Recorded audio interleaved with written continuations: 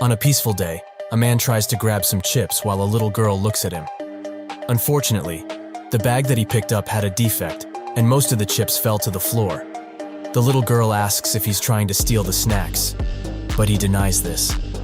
That's when the TV screen in the store that was usually only for news requests everyone's attention, as there are some urgent news items. An earthquake has occurred in the vicinity, but the scale of it is quite small, so there are no casualties.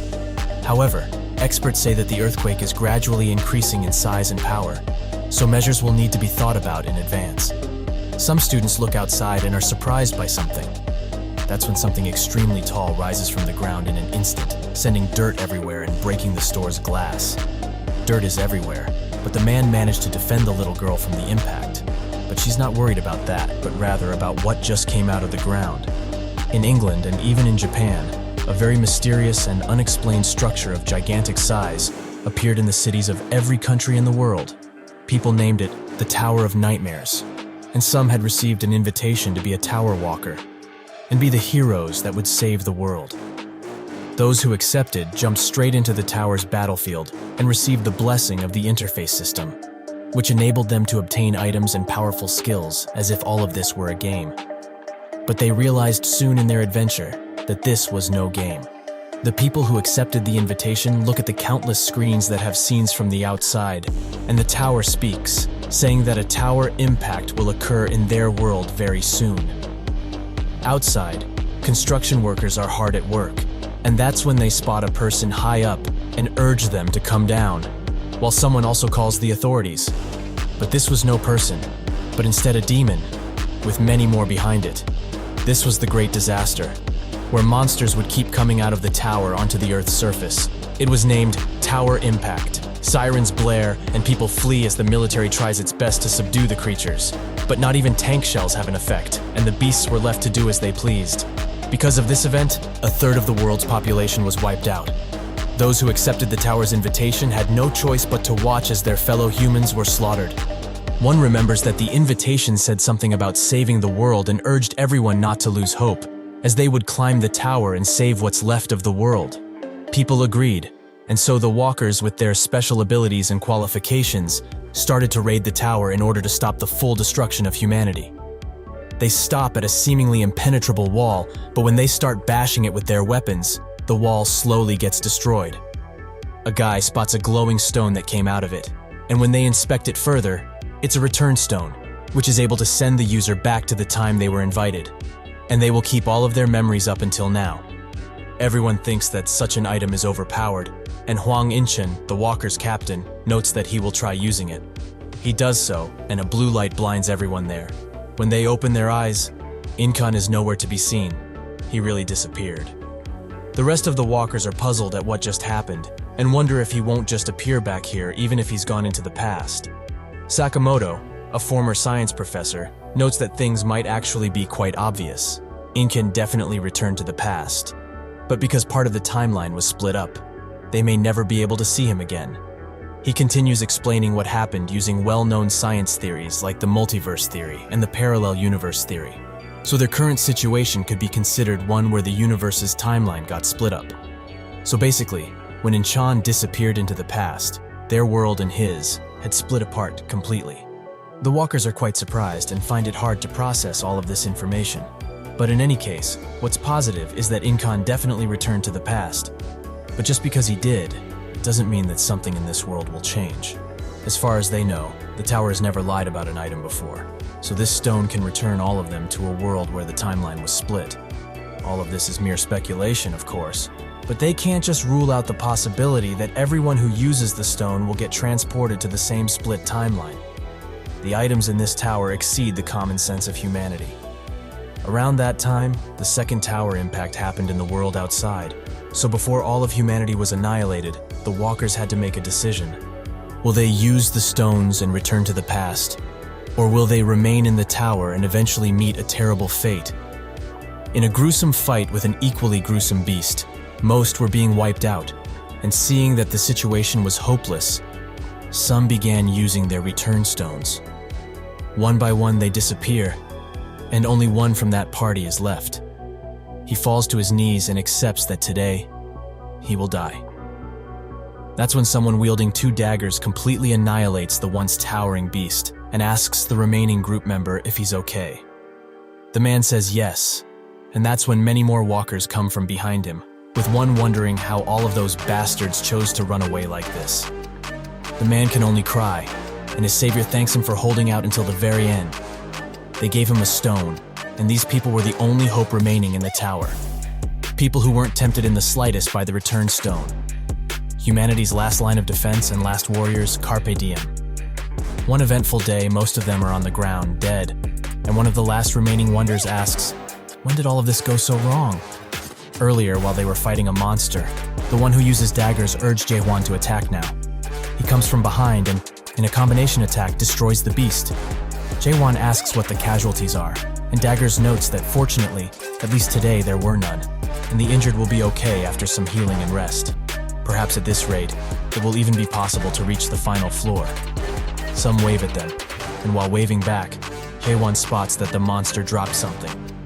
The suppressing dragon sword, which is imbued with the energy of both sun and moon, is the sword that the Tiger Ghost, master of the 85th floor, forged in 1,000 days in order to kill a dragon. He picks it up and thinks that perhaps Yunhuan's words were right. They may be able to reach the final floor. This is what he thought, that all of this was going in their favor. But when they reached the 98th floor, the chamber of purgatory, reality struck him hard. Most of his comrades are dead or in the process of dying, so he's the last one remaining. The beast slaps him to the side, directly into a wall. This leaves him even more hazy, but in his core, he knows that it's over. Everything they overcame and did together, was all of it really to die like a dog in this godforsaken place? The beast charges with a flame attack, ready to end his life. But that's when Yunhuan comes from behind it and manages to deal some good blows to it. He urges Jaehwan to get up and fight, as he can't hope to beat this beast on his own. However, the beast is too quick, and it manages to impale Yunhuan with its horn, an injury that can't be healed. Jaehwan screams for him, and the beast uses this opportunity to run the already mortally injured Yunhuan into a wall. Jaehwan can only watch, but finds the strength to get up and pick up his sword. He charges valiantly towards the beast, and now the winner is down to a single second. Jaehwan manages to come out victorious and tells Yunhuan that they should get moving, but his injury runs too deep, and he holds an already consumed return stone. He apologizes, and Jaehwan thinks that because this guy never managed to lose his smile, even in this cruel and often unforgiving tower, the walkers gave him a nickname, Smile Knight. That same Smile Knight lost his smile today for the first time. Jaehwan urges him to go before he changes his mind about this. Thus, he walks away. But the stone Yunhuan was holding is way too shabby, and it lost its power long ago. While walking a set of stairs, he thinks about Jaehwan, who is much stronger than he originally thought. Thanks to that, he's convinced that it's possible to reach the top of this hellish tower. In his final moments, he sits by a window and says that if it's him, perhaps this world has not lost its hope just yet. With those words, the smiling knight's life ends. Jaehwan stops at the door of the next floor and thinks of Yunhuan and how good of a friend he's been all this time. But he finds the courage and resolve to move forward to the 99th tower, which seems to be a snowfield of sorts. While in it, he dodges countless attacks from a beast, which urges him to give up, as this is a hopeless situation for him. But Jaehwan refuses. Or is he perhaps too tired of playing with him this early? The beast continues its attack, and later, Jaehwan hides below it, which angers the beast as it hates this game of hide-and-seek they keep playing. It's been 10 whole years since he reached the 99th floor, and even though he faced countless hopeless situations on his way to the 98th floor, the level of danger on this 99th floor is just incomparable to the lower levels. The boss of this floor is the ice dragon, Velkesis. Its breath, which came from a forgotten land, was hard to resist, even with the cold resistance maxed out. Jaehwan thinks that if he hadn't picked up the pieces of equipment abandoned by the walkers who left, he would have died much earlier. The suppressing dragon sword he got on the 85th floor, the ice demon armor Yunhuan himself gave him, and the Flame King's bracelet. This came from Han Xiaoyul. He regrets even now that he wasn't strong enough to protect her, and her image still haunts him to this very day. He thinks of how she died, but the blacksmith interrupts his thinking and asks if he's really going to challenge the 99th tower again. He confirms it, as he feels that now he can manage to beat it. The blacksmith of Atopos, Jay, wonders if it will really be so. This is the village that was reclaimed after defeating the 50th floor boss, the monstrous dragon Altemianus, which goes by the name of Atopos. Although countless injured or dead walkers came in every day, people never truly lost hope, and the priests had established emergency rescue units to rescue walkers who were no longer able to fight. And the blacksmiths of the workshops created equipment for the walkers, who fought for the salvation of humanity, free of charge. Jaehwan notes that it appears he's the only blacksmith left in Atopos. Jay says that he shouldn't remind him, as he's the only customer he has anyway. More importantly, it seems that supplies from the lower floors are dwindling by the day. There were still some supplies of minerals coming in a few months ago, but now you would be hard-pressed to find any.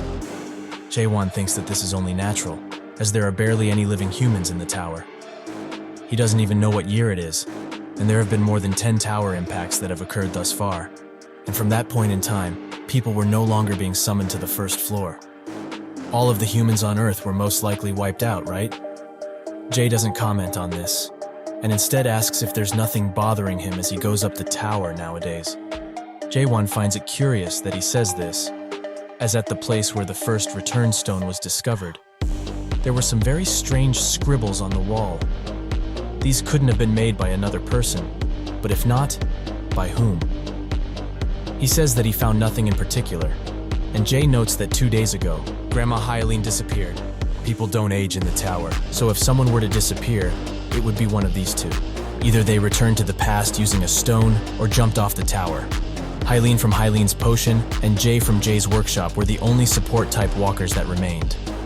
Jay continues to be hard at work, and that's when Jaehwan says that he should teach him the blacksmith skill. Jay stops forging, and Jaehwan smiles. Later, he returns to the 99th floor, and Velkesis says that he must be bored of playing hide-and-seek. He also congratulates him, as no human has ever made it to the 99th floor alone since the creation of this tower. So, at least, he will acknowledge him as an incredible human and his existence. Jaehwan smiles, as he finds it funny that the last thing to acknowledge him would be a monster, not a human. He notes that it will fall empty in here after he kills him, but Velkesis notes that such a thing isn't possible. Jaehwan gets ready to attack, and asks how he's so certain in the first place. Even the armor that he prides himself on is starting to crack. Velkesis finds his arrogant attitude quite irritating and notes that they have fooled around enough, so they should end this. They fight until Jaehwan is no longer able, as he's hurt badly, with his left arm and leg being restrained.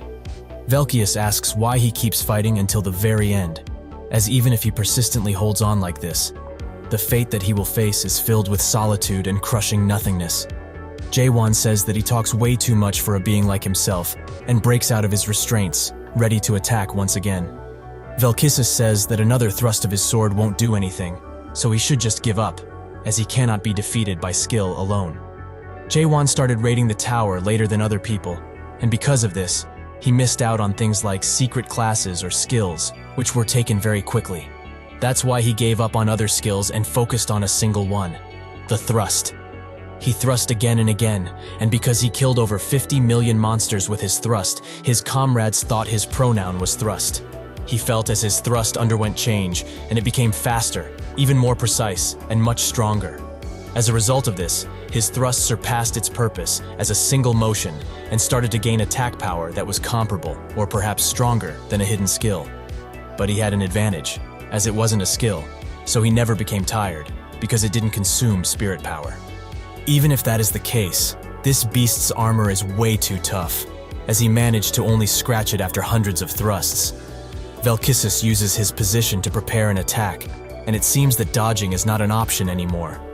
That's when he notices a light, the same light he saw on the 98th floor. If so, he will put everything he has into a single attack. The attack goes through with great force, and Velkesis is more than shocked that he managed to damage him. Jaehwan notes that it's not enough, as that attack should have completely blown away his entire chin. Velkesis urges him not to get carried away after he managed to strike him once, and he rises in the air, noting that this time he will finish him off for good. He uses his beam to chase after the running Jaehwan, who thinks that if he keeps attacking from the air, he has no realistic chance of winning. Velkesis pounces down next to him and says that his situation is quite unfortunate, as if there were 10 more humans like himself. Perhaps then he would have been slain. If only his race had not been fooled by the mare's stone, their fate as a species would have been completely different. Jaehwan asks what he's talking about, but Velkesis has had enough and tries to strike him with his claw. Jaehwan manages to get away, and while standing at the door, he thinks that if he had even grazed him with the claw, he would have died. He thinks of his words about the mare's stone and wonders what it is. The battle raged on for 5 years, but eventually Velkesis took his last step, and the system congratulates Jaehwan about a myriad of things. He finds these many pop-ups quite annoying, and he asks Velkesis what the mare's stone is. He says that he knows the answer to that question already, but he will learn everything. On the last floor, he drops the ice dragon sword, which is imbued with his breath. Jaehwan picks it up and thinks that it doesn't resemble a sword at all. Out of some black goo, a door opens, and Jaehwan goes in. Above it, some sigils appear, which spell out Control Room. Jaehwan arrives on the other side, where he sees countless monitors of the current tower. The summoning ground, Atopos. Everything is here. Someone from behind him says that he's surprised he came here already, as he thought he would have gone to the village first. Jaehwan gets ready to attack, but the voice urges him not to be so nervous, and he also forgot to broadcast an important message, so he should wait a bit. That's when a system message pops up in front of Jaehwan, congratulating him for being the first to clear the tutorial games in World 294. His achievement has been recorded in the library of the Undying Library, the Akashic Records, and it will be preserved such that it can only be viewed by the monarchs of the Almighty Land. Jaehwan has ignored all of the rest, as he is stuck to one sentence. What does it mean by tutorial? His whole world crashes down, and the man who spoke with him comes out, noting that he must have found this quite shocking, but he hopes he will get past it fast. Otherwise, he might get engulfed by his own emotions. He says this, but it appears that he's too late with the warning. However, he shouldn't feel upset, as he's done quite well for a mere human. Suddenly, something catches his attention, as the water that was representing Jaehwan's emotions clears out. The creature notes that he recovered faster than anticipated, and Jaehwan demands to know who he is. The creature apologizes, saying he was too excited to meet him, so he forgot to introduce himself. But still, to think that he reached the 100th floor by himself, this has never happened before. He is a demon by the name of Beastrain, and he is the current master of the Tower of Nightmares that he's just cleared. Jaehwan says that if all of this was a tutorial up until now, the real game hasn't started yet, right? Beastrain congratulates him for his swift understanding, but before explaining, he has something to show him. He snaps his fingers, and a large monitor showing the first time Jaehwan came to the tower appears. He watches this with widened eyes, and Beastrain notes how fresh they looked, and it's also been a while since he's seen these scenes. He showed up when Jaehwan introduced him to the party. Beastrain notes that his favorite part is coming soon, and they certainly didn't expect what was coming next. A real tearjerker of a story. He cried so much watching these, but how is it for him? Does he have any regrets? Perhaps feelings of anger or sadness? It's only natural if he does, but these are useless feelings now. But he feels bad, so he will give him a brand new chance. He can start this game from the beginning. Isn't that such an amazing opportunity? This would be something that only happens in the novels of his world, with the main character starting from the beginning with all of his memories intact. Jaehwan wonders what to do, as he was supposed to save the world after climbing the tower, right? That's what the invitation said. But it seems that they were fooled from the very start. There was no way for them to stop the tower impacts, and the only thing that they could have done was to keep raiding this damn tower. The salvation of humanity was just a false hope and a fluke. Jaehwan notes that he probably knows very well already, but he won't return to the past, ever. Beastrain begins laughing, so hard in fact that only his giant mouth remains. Is he really talking about the past? He will make things clear for him now so that he doesn't get confused. No item in the tower, nor in the Almighty Land, can send someone back to the past. Jaehwan notes that there was a return stone in the tower, but that's when he realizes something. The return stone is the mare's stone Velkesis was talking about, the thing that fooled them. Beastrain confirms that its true name is the mare's stone, and it doesn't send them to the past, but rather, it traps them in the dreams that the mare creates. He couldn't even imagine, until they reached the 77th floor, that there was a race so obsessed with going back to the past. The humans are the only race to have had this obsession. Jaehwan confirms that indeed they are, and Beastrain congratulates him for being so cool-headed. But it's about time they start the real game, right? It's not going back to the past, but rather, it's like a new game plus. He trusts he will make the wise decision here, but Jaehwan instantly presses no, leaving Beastrain quite puzzled. Jaehwan says that thanks to him, he now knows what the tower truly is. An item information tab opens about the tower, and it explains that it is known as the Stronghold of Regrets, the second product of the creator of nightmares, Mara Mullark. Jaehwan notes that he has already entered the mayor's dream that the tower created, so if that's the case, he will hunt him down and go to the next floor. Beastrain sighs and notes that there's nothing on the next floor, because it doesn't exist. Jaehwan, however, doesn't believe them anymore, and Beastrain says that he must be doing this because he thinks the reward of going back into the past with his memories is too low. That's the second Jaehwan thrusts his sword into his neck, and Beastrain's head falls right off. He's quite peeved that he did this, so he tries to ask what he wants. Perhaps a hidden item or skill? He will give him whatever he wishes for. He has earned this much at least. Jaehwan notes that he needs none of those things, and while reforming his head, Beastrain asks if he really doesn't want to return to his original world. Since he has already realized that he's within a dream of the tower, there was never such a thing as the tower impacts. He snaps his fingers, and in that second, the room changes to the outside world, where everyone is healthy and safe, leaving Jaehwan in a daze. Beastrain thinks that he finally understands how it is. Nobody really died, his family and friends are all safe, and for entities such as himself, who feel a sense of worth from living in groups, he must be quite relieved. But it seems he has forgotten to show him the most important thing. He snaps his fingers once again, and they are sent to a hospital room, where every awakened is being held, as they are all in a coma. Jaehwan stares at his unconscious body and asks if that really is him.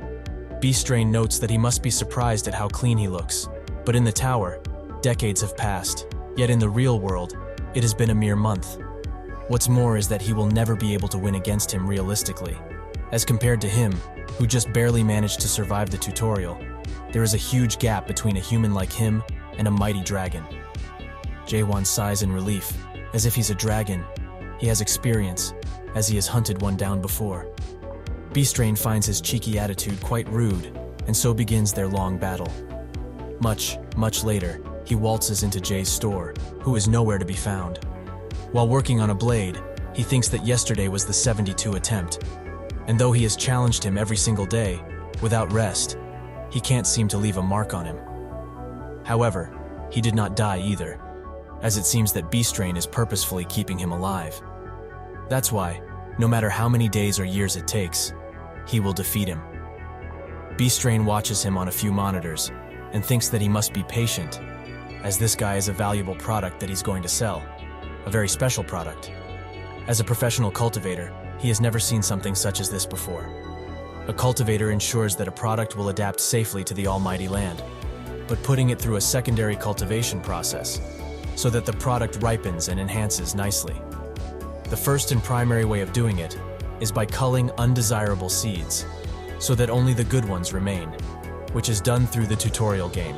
With this done, the chosen product can truly begin to be grown in the real game, so the secondary process is done to provide the chosen seeds ample water and soil for them to grow.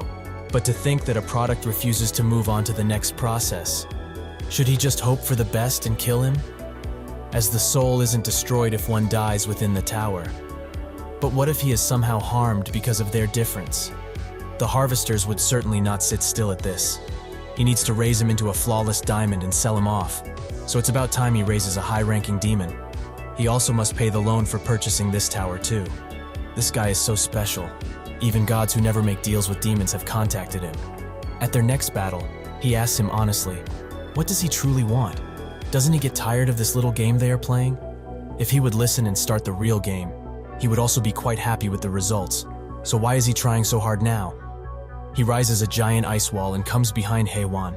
Before he can react, Beastrain slams him into the wall. He has had enough and desperately tries to get him to start the next game. He will give him secret skills and items. So why in all that is good, does he want to continue something so pointless? Jaehwan says that he will hunt him down and go to the next floor, making Beastrain go crazy. What does he have to do for him to make him even consider going to the real game? Jaehwan thinks that this is what he was waiting for, as now he can use him. He would like to ask something of him. They sit at a table, and Beastrain hopes he's not surprised too much with this information, but his universe isn't just made up of a single dimension. Jaehwan notes that he already knew, as parallel universes and things like the multiverse are common speculation on Earth too. Beastrain would like to explain further, and says that there is one main dimensional level called the Almighty Land, and under it are countless alternations that branch from it. Earth is just one of the small planets in the dimensional realm that were scattered from countless alternations. They call it the 294th world. While in the Tower of Nightmares, where they are right now, walkers can earn themselves skills and items, and while working on their statuses, they will adapt to the system of the Almighty Land and will earn a chance to travel to an entirely new world. As for demons such as himself, they have the role of supporting the game.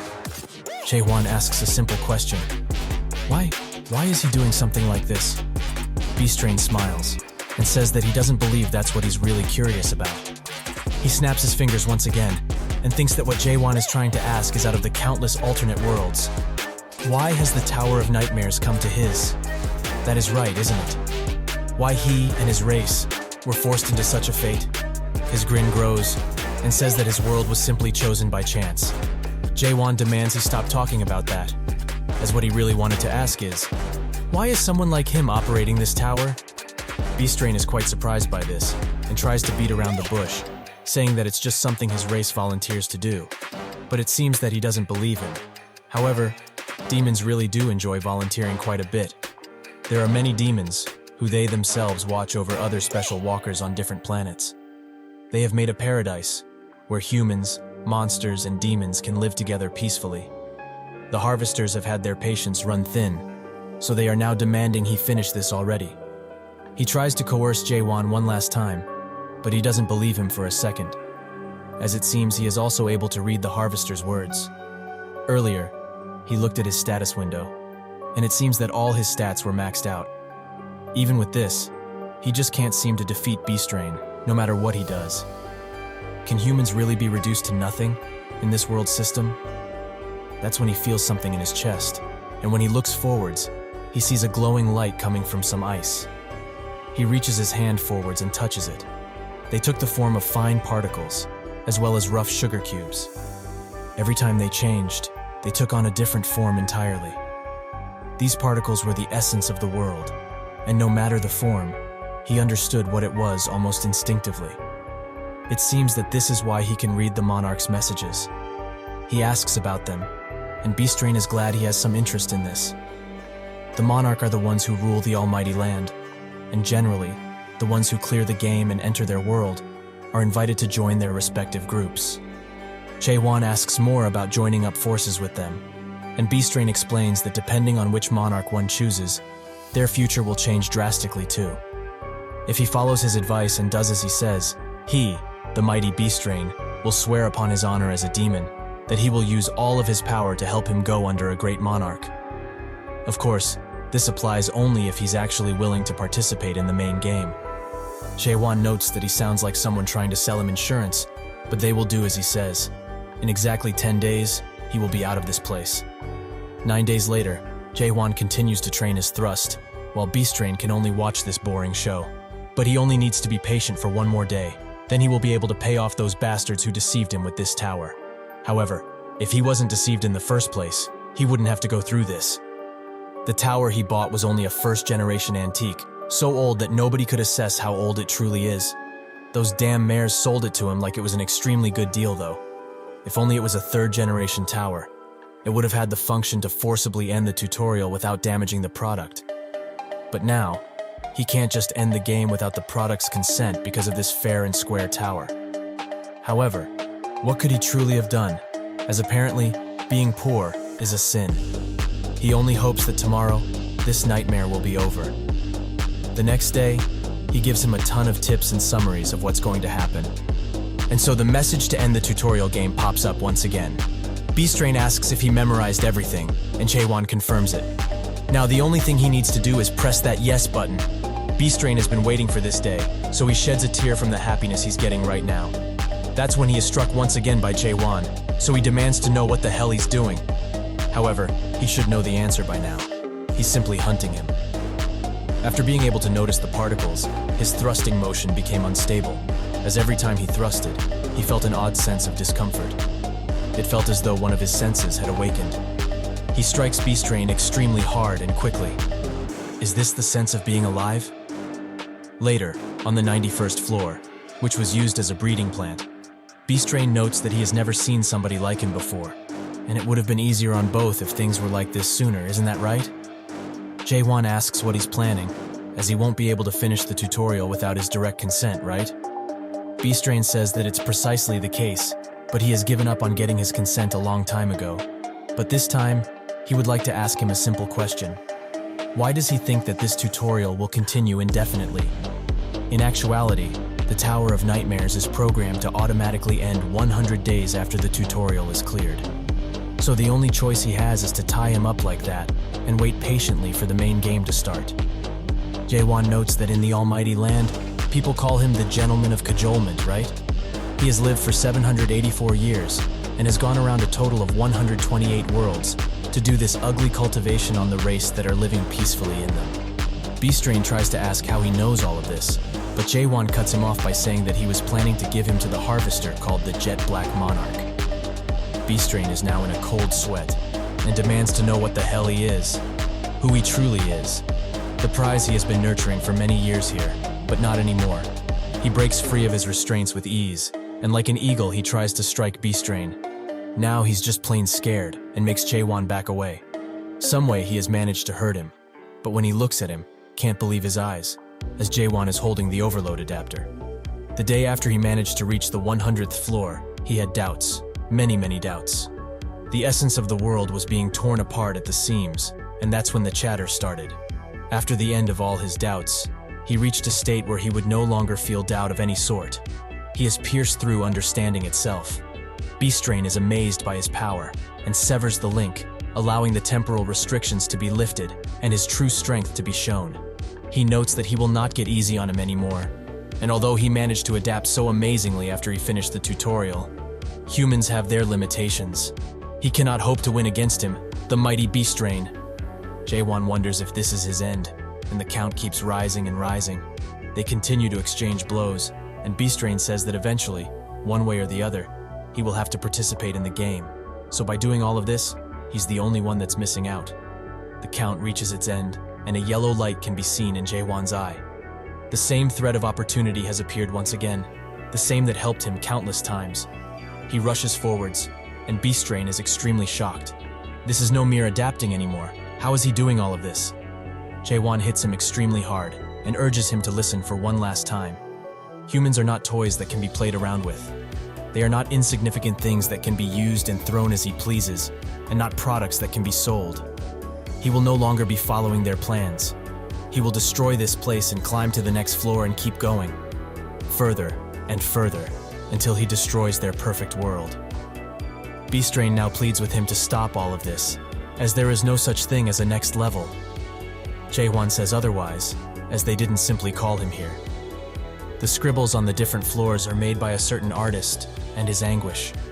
He read one on the 47th floor and got the information that the Tower of Nightmares is just a plain imitation of the first demon, the very top of the illusion tree. He is almost certain that these scribbles were made by Mullark, the creator of the tower. If this place really is the root of the illusion tree, it also needs to have a trunk. So, if he breaks through the ceiling, he should find something. He tries to do so, and Beastrain screams in agony as his tower is being torn to bits. The system tries to redirect things onto the correct path, but it can't do anything, so it announces that the main game was not cleared, but the tutorial game has ended. Jaehwan is transported into a jungle-like world, and says that after so many years, he finally found it. Strange dog-like beasts surround him, and are ready to take a bit of his succulent flesh. One charges in, but with a slight trust, he takes care of it instantly. That's when a giant beast, similar to the small ones, comes into play, and Jaehwan thinks that a slight trust won't be enough for this guy. Instead, He uses a normal thrust, killing the beast instantly. He takes the horns out and notices that the monsters in this place are quite weak. That's when he hears some talking, and when he looks at the commotion, he spots a few green creatures who seem angry that he dared touch the horns. He thinks that even with question, he's unable to fully understand what they are saying. He points at the horns and notes that if they want them, they should make a deal, as he needs only some information. But the creatures don't seem to be too friendly, as one tries to swing at him multiple times. He finds them quite annoying, so in just a few minutes, he takes care of them all. He leaves one alive, however, as he has some questions for it. Where they are would be the first, but it doesn't seem to want to answer. Jaehwan pulls on his antennas and demands he talk in a way that he can understand.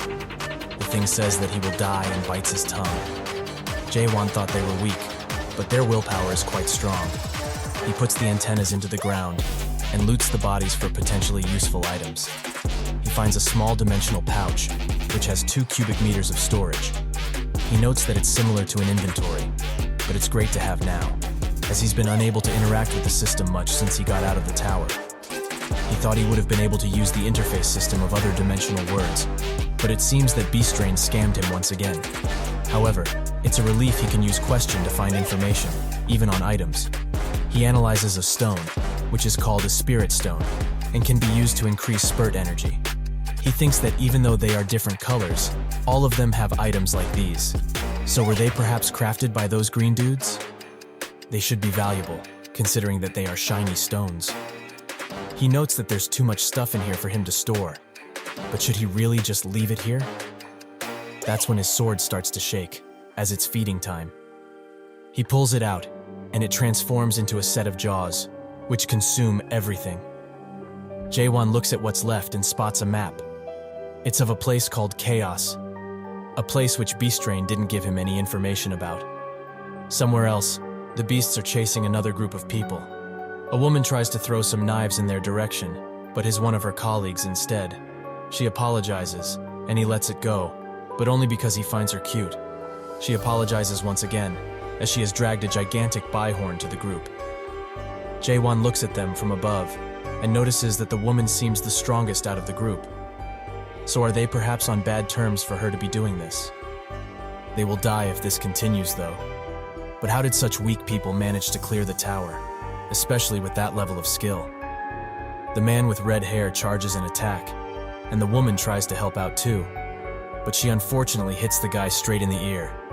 She apologizes while laughing, and the man curses at her for being so inept. She notes that he doesn't have to be so rude, as she was just trying to help. The man tries to say something, but the beast wants to eat him whole. That's when Jaehwan jumps down, and directly on the beast, ending its life. The dirt slowly clears away, revealing Jaehwan and his sword. They are extremely surprised by his appearance, and after talking a while, Jaehwan gives them the bihorn corpse. The woman bites her nails in frustration, and he asks if that horn is important in any way. The group say that it certainly is, as a bihorn is something that can barely be defeated with 10 people. He thinks that since he defeated that monster with more horns recently, it seems that the more horns a beast has, the stronger it is. The woman approaches him and demands to know who he is, as there's not a single adapter in Chaos who can kill a bihorn with a single thrust. He turns to her and asks what Chaos is, leaving her quite surprised. While they walk, the leader of the group asks Jaehwan if he's really passing by in place like this. Jaehwan confirms it, and the leader notes that it's quite strange for him to speak the language of this place. However, language barriers are even rarer. He asks once again if he's really okay with them getting the bihorn, and Jaehwan confirms that they can have it. The woman thinks that for a mere passerby, he holds extreme power, as he one-shot a bihorn without even using any skills. She tries to use detailed inquiry on him, but it has no effect. But she knows his spirit power should be around a non-adapter in terms of capacity. So just who is he? She begins whispering to him, noting that she has a question. There are not but a handful of adapters throughout the whole Chaos that can kill a bihorn in a single attack. She wants to know who he is and where he came from. Jaehwan in turn asks a question himself. What is Chaos? She asks if he's actually just messing around with her.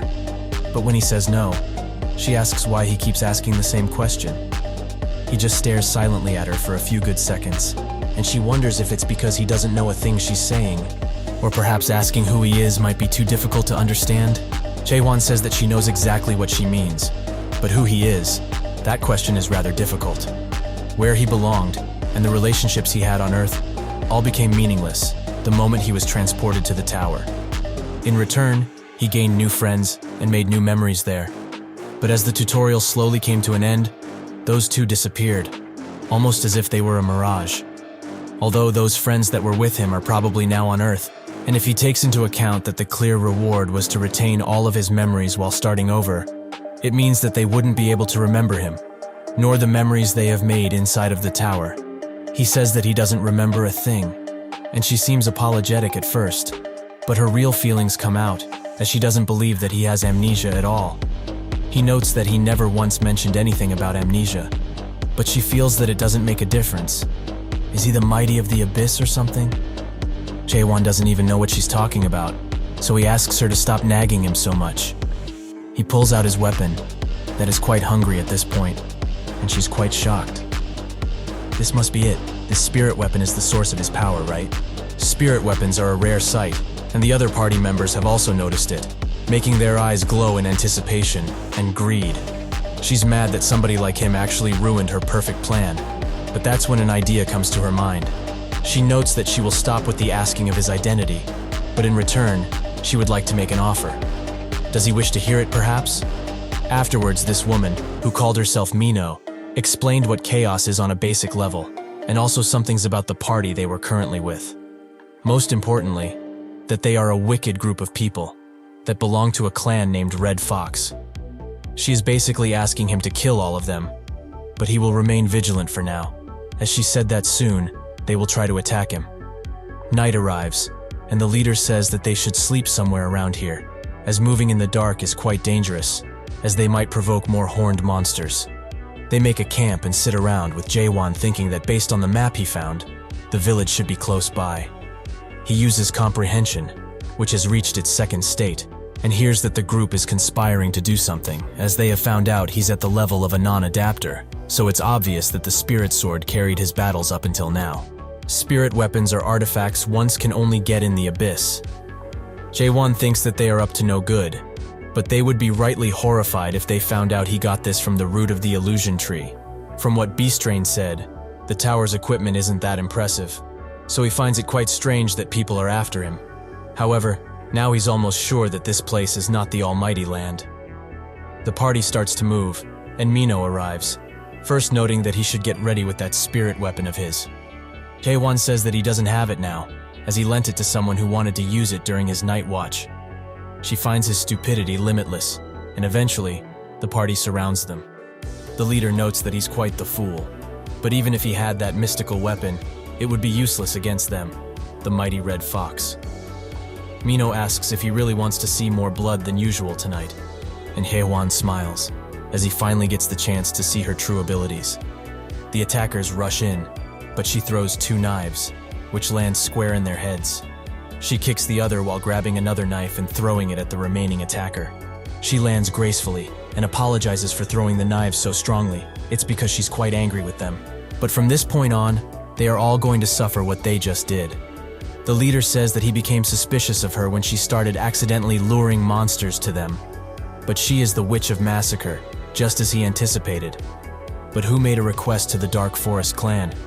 Mino notes that it doesn't matter who did, as there are numerous people who want them dead and rotting in within chaos, because they are murderers, through and through. The leader rushes in, and says that the Dark Forest clan wouldn't intervene because of something like that. He starts wielding the spirit weapon, and notes that she probably took this request personally. But if that's the case, she will die tonight. She finds his need of a spirit weapon quite cowardly, but he notes that an insurance plan is also set, so she shouldn't worry about him. She scans the area and feels that everyone is at least a stage 1 adapter, with 40 or perhaps more surrounding the area. No wonder she felt a lot of presences around the area. The leader notes that on top of she, who is quite renowned as the Witch of Massacre, there is also a guy who killed a byhorn in a single strike, so preparing this much is only natural, right? However, if he knew he would get the spirit sword with such ease, he wouldn't have called their master here. Mino is pretty surprised that Black Fox himself came, so he must be pretty free nowadays. Clant, the Black Fox, the Red Fox clan master and a Stage 3 adapter, notes that she should feel honored by his presence, as they have gathered half of the Red Fox just for her. She notes that indeed she is quite honored, but since he's already free, couldn't he wait a bit longer? She thinks that if they fought one-on-one, she might be able to win. She tells Jaehwan that she can't hope to protect him, but he should run away quickly, using the stone. He asks what it is, and Mino notes that it's a return stone, which will send him to the nearest fortress. She only holds one on her currently, so he should just use it and leave. This isn't a stone that would send you to the past, but rather to save yourself in the present. He wonders how things would have been if Jaehwan had this stone, instead of that useless mare stone. Jaehwan asks her, if there was a way to return to the past, would she? She notes that the timing and the current situation aren't that great for answering this question, but she wouldn't. She really tried her utmost in living, and if she's fated to die tonight, then so be it, as she won't return to the past, no matter the outcome. Jaehwan taps her shoulder and notes that she will not die. In that split second of confusion, he lunges forwards, taking out a few with just that strike. Clant uses the Fire King's 14 strikes to boost his subordinates, but Jaehwan uses Void, and he cuts through all of them before reaching Clant. He tries his best to block the attack, but it goes through and creates a gigantic hole in his chest. The leader of the small group presents him the spirit weapon out of fear, and Jaehwan uses it to wipe out the remaining subordinates. Mino is extremely shocked, as she thought that he was a dumb, clumsy, and dull idiot. But she was very wrong. Strong, that's what he is. She comes next to him and asks once again who he is, but he asks himself, has she forgotten already? Perhaps she's the one who has amnesia. She tells him that he's quite narrow-minded and also asks for the return stone back. Jaehwan says that he lost it, which causes her to be furious, as apparently those things are quite expensive. They sit by the campfire, and he thinks that this situation is quite peaceful. Mino still tries to search for her return stone, and wonders why she gave it to this dumb human in the first place. He notes that she probably knew what he was from the very start, a human. She thinks that he's joking, as she's also a human herself. Jaehwan clenches his fist, and says that it's great that she is. She looks at him, and is quite surprised by his expression. Is being human really enough for him? The next day, while walking to their destination, Mino asks if he really has no recollection of being in the almighty land before coming here. He confirms that indeed he does not, and she's quite envious of him not having any memories. He asks what part of losing his memories is good, and she explains that not only her, but other people will also be envious of him once they hear this, as it's quite obvious why most people come to Chaos in the first place. He thinks that it's not really that obvious, and asks why she ended up here herself. This question causes her to stop walking, and says that if he actually knew what he was asking, he would regret it quite a lot. Eventually, they arrive at the Gorgon Fortress, and Jaehwan notices that there's something similar to the summoning ground that was on the first floor of the tutorial next to it. Suddenly, a lot of people pop up, and they all scream, almost as if they are dying or are dead already. He knows very well why people make those expressions. Mino notices that a lot came by this time as well, but now he should know what he asked, how people end up in chaos. He shouldn't ask that question to anyone in this place, as this is the world of the dead. If one dies in the almighty land, they end up here, and if they somehow die here, they end up as nutrients for the illusion tree. A few guards come out of the fortress, and their commander tell the newcomers to form a line, as they will be provided with blankets. He continues to take care of them, and Mino, who calls him James, catches his attention. He asks why she's at the northern checkpoint, and she explains that somehow she just dropped by, but it's not like they don't know each other, so he just let her inside, quickly. James explains that the situation is quite different now, as not long ago, they were instructed to check everyone who wishes to enter the fortress for their identification. She's quite saddened by this news, as that way is just plain outdated. She asks Jaehwan if he also doesn't have any identification, and he confirms it by nodding. Mino sees this as an opportunity, and comes closer to James. She's quite sorry she doesn't have her identification. But will this do instead? He immediately shoves the Bihorn horn into his pockets, and notes that she's free to go. He also asks Jaehwan for his identification, but of course, he doesn't have any. Mino jumps into action and notes that if he just pleads with her to help, perhaps she just may, but only if he begs. James says that without identification, he can't enter the fortress. Jaehwan starts pulling out something from his bag, and Mino thinks of the worst. Is this guy really going to kill the security troops? But judging by how strange this man is, it might actually be possible. She gets in front of him as to defuse the situation, and that's when someone from behind them asks if there's a problem. Mino thinks that now, they really are screwed, as the most famous in Gorgon's forest came by. The cleanest checkpoint captain, the stubborn-headed Carlton. He demands James explain what is happening, and he does so instantly. So, this man just wanted to enter the fortress without identification, right? But of course, he can't be allowed entry. Jaehwan asks why, and Carlton says that in case that one can't be verified because they hold no identification, the captain can restrict entry, as they have the authority to do so. This is based on the entry law of Gorgon, Article 27, Paragraph 4, exactly as stated. Everyone bows down, as Carlton used his law skill, which Mino finds quite inconvenient. Jaehwan just slashes the restraints for her and demands he stop, as he has no reason or interest to know what the law says. He asks what is written on the identification, and Carlton explains that the name, the organization they are affiliated with, and other things like job, criminal records, so on and so forth. Jaehwan notes that he won't be needing an identification if that's the case, as he won't be identifying himself. Carlton wonders why the law skill isn't working on him, and tries to use it again. In accordance of Article 2, Paragraph 6, he will be restraining him. Blue chains start to envelop Jaehwan, but they don't last long, as they break apart the second they touch him.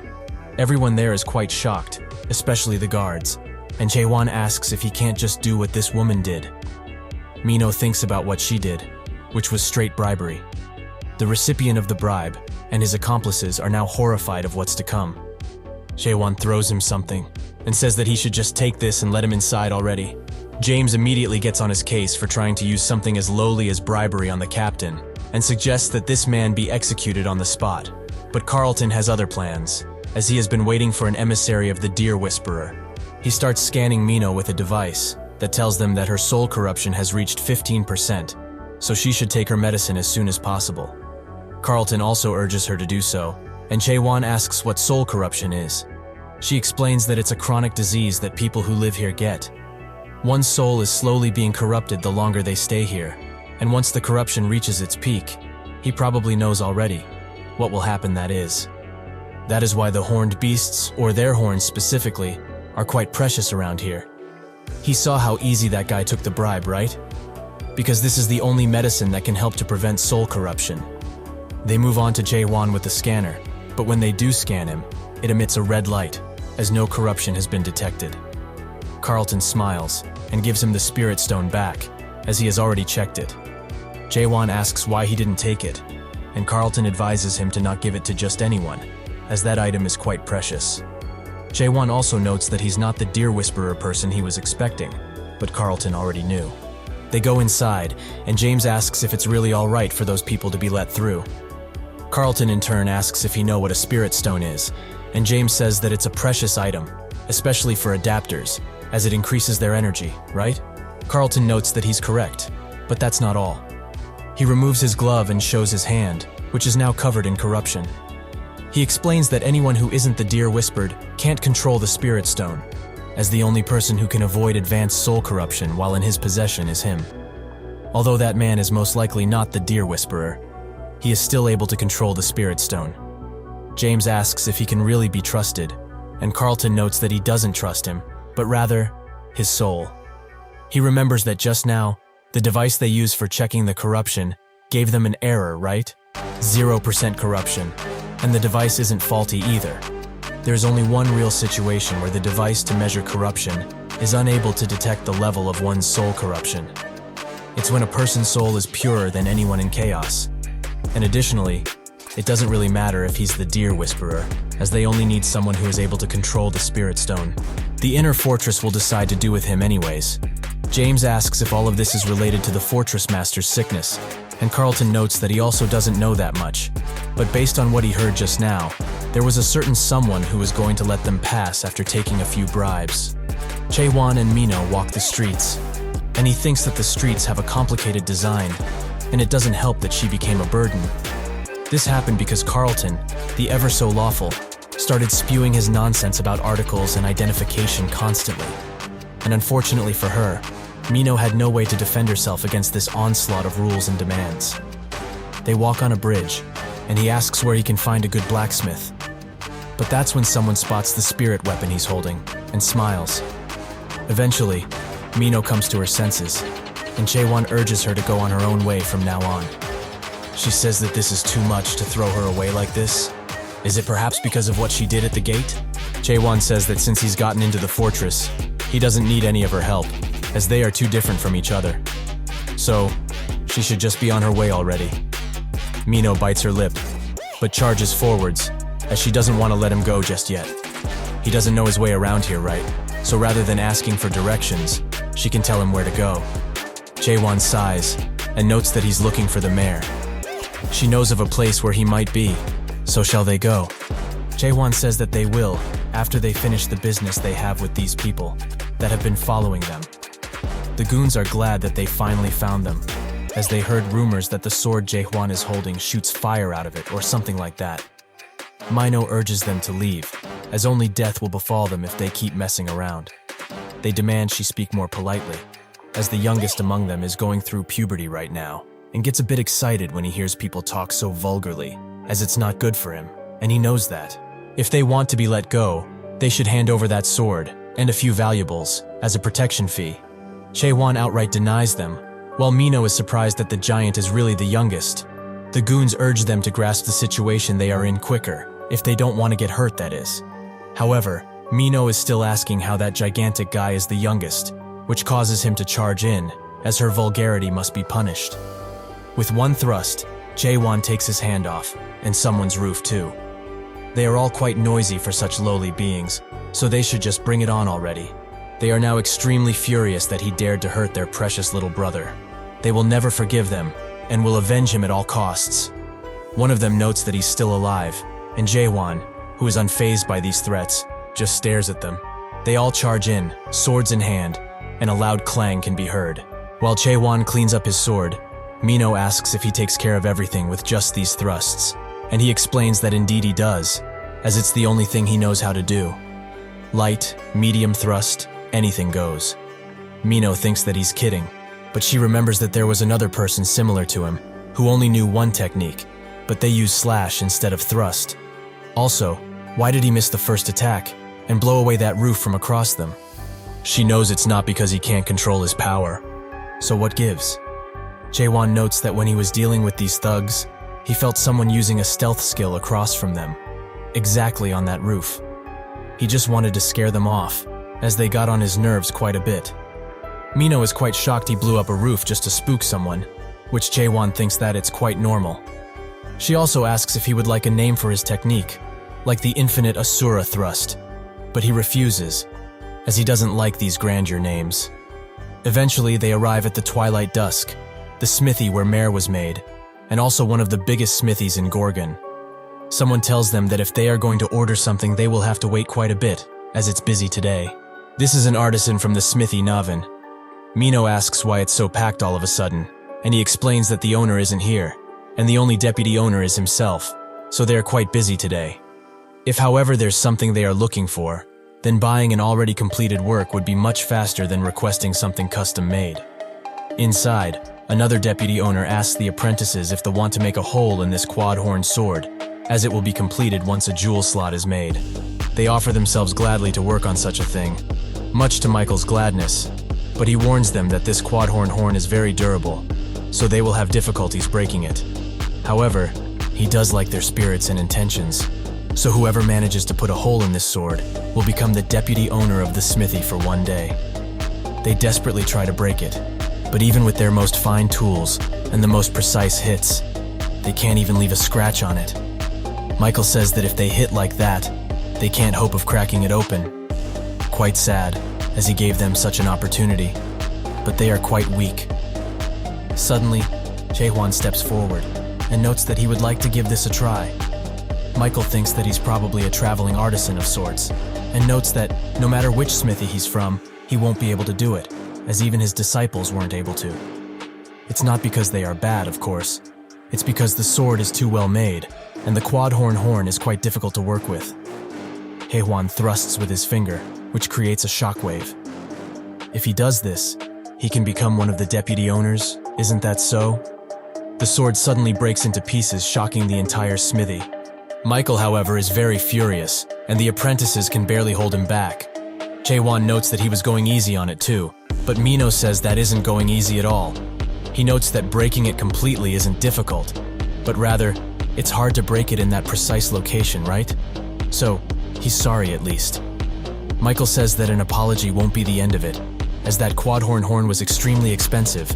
And what is he going to tell the infinite establishment that order it now?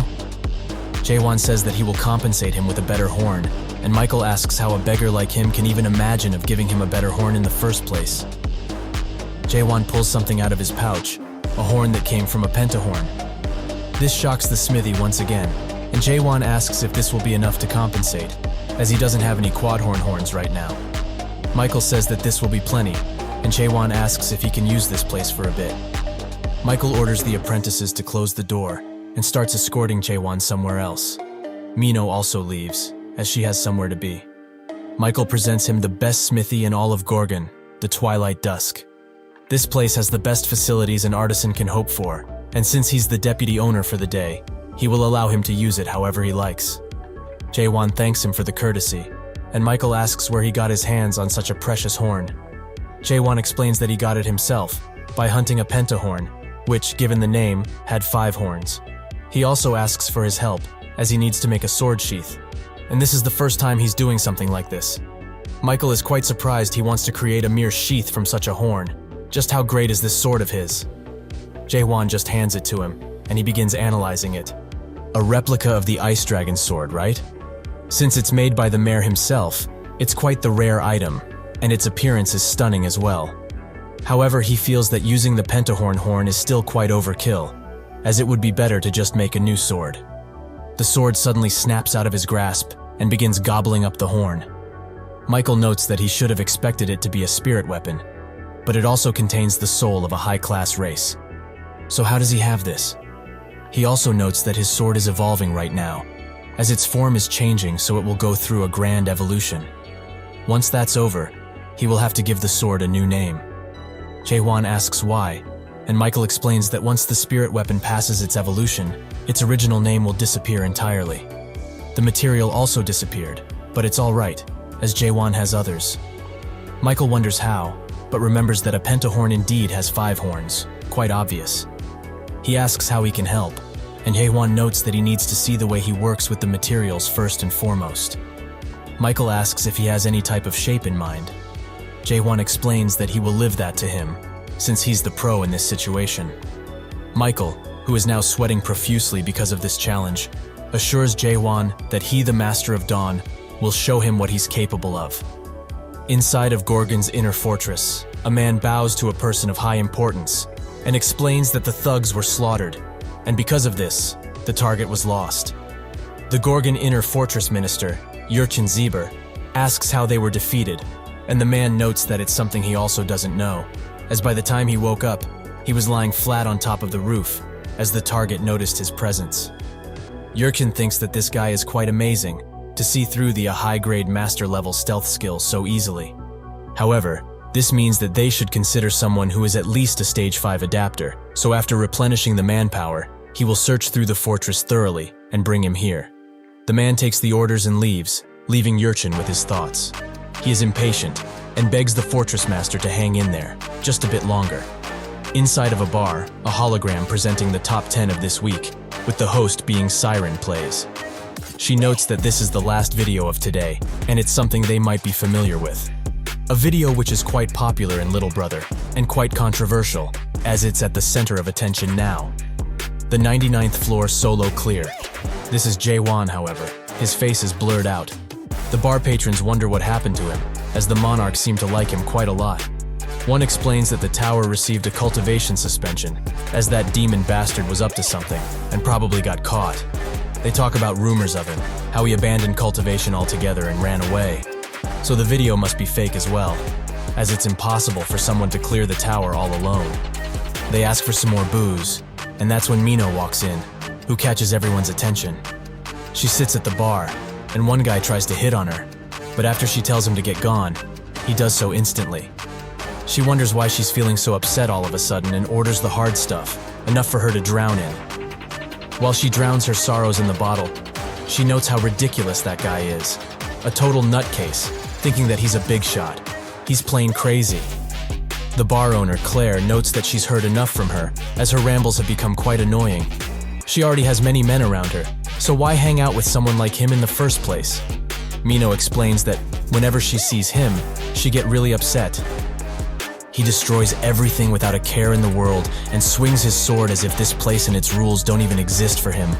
He also says strange things that just can't be understood. She remembers the time where he told her that she isn't human, as it seems to have stuck with her. It's as if she's nobody in front of him, nothing at all. Everyone around here is trying their utmost to live. Yet that person appears suddenly and keeps showing that face, which screams that they are different, almost as if he's looking down on all of them. When she sees that side of him, she just can't sit still. Claire pats her on the head and notes that she's still a child. She shouldn't meet or get involved with that guy any further, as she might actually die. Suddenly, a golden bird flies through the bar and hands Mino a scroll, which is from Carlton. She wonders what that guy wants with her while opening it, and that's when someone from behind her asks if she's the Witch of Massacre. Mino tries to hit him with a dagger instantly, but he grabs her arm tightly and notes that he doesn't dislike rough greetings like this. But frankly, now just isn't the time, as he has something that she needs to do for him. Back at the smithy, it seems that refining the horn has taken quite the horn, as it has transformed into a monster of sorts. Michael wonders how they are supposed to process such a beast, and Jaehwan pulls him up, as he must get a grip. Has he forgotten they are in the midst of something? Since he said that he will help him, they should do it properly. Earlier, they try to breach through the horn, but even the best tools rack under the pressure. Michael says that he's tapping out, as this is too high level to process it now. Jaehwan notes that the problem isn't with the level, and uses the first stage of question, which gives the power to question and dismantle the world and its essence, and also, understanding, the power to understand the dismantled world. Suddenly, the horn starts changing shape right in front of Michael's eyes, who is quite shocked. He closes his eyes to cover himself, and when he opens them, he's faced with a gigantic beast. This is how they got into this predicament, where Jaehwan is extremely calm and notes that they should do things the proper way. Michael, however, is scared to his wits, as if this is the essence of the pentahorn. He's been using such trivial skills on it. However, this must be a dream, so he must wake up. He starts running towards door, and Jaehwan tries to stop him, but he won't listen. He rushes outside and screams for help, but is even more shocked, as he is now seeing the true colors of this place. One of the apprentices asks if he's done smelting, and the giant eye who watches over them at all times says that he does not deserve to see things like this just yet. While Jaehwan tries to refine the horn, Michael wonders how such a world exists, and how did he end up here in the first place? Jaehwan manages to strike the beast with a great attack, but it's still not enough, so he rushes to attack it once again with the hammer. Meanwhile, outside, Michael is going crazy, as his whole world has been turned on its head. Eventually, everything turns to normal, and they manage to break the horn in two. Michael notes that sometimes, there are things in this world that are quite useless to try, as it seems he's too old for handling these types of horns, so he should have come to meet with him earlier. Michael also explains that he knows he came to meet the shop's owner, the mayor, but he's been away from the workshop for quite a while, and the only available help left around here is a pathetic human like himself. A person who has never made a tower in the first place shouldn't be called an apprentice, is what he thinks. Jaehwan notes that race doesn't really matter, as he only cares for the sheath to be made, so they should continue. Michael says that he's had plenty enough for a day, and Jaehwan notes that he should just try it 10 billion times, which makes him laugh. In his eyes, it seems like he hasn't done enough, right? But truly, he has tried his utmost. He has tried everything after seeing him work, even if he doesn't believe him. Jaehwan remembers when Jae told him that he's mastered all of the skills associated with blacksmithing, and is proud to have a 99% change of fixing anything. But after reaching this level, he had kind of a strange idea. Maybe he wasn't running toward that 99% probability, but rather away from the 1% probability. Jaehwan knows that he's been working harder than anyone else out here, but does he know what principle triggers the process skill? Michael says that if he is talking about the principle of skill, Mare's process skill was one of the first skills to exist, and it's something that's like water or fire that has existed from the very beginning. How can mere humans be able to explain the origin of the world? What's even the point of trying? Jaehwan notes that if he's saying stuff like this, he hasn't been using his skills that well all of this time. Michael looks at him sternly and explains that the principle of strengthening the hammer and chisel through spirit power and using that power to delicately shape and sharpen the horns. That's it. Jaehwan says that if that's the case, why can't the other artisans use process?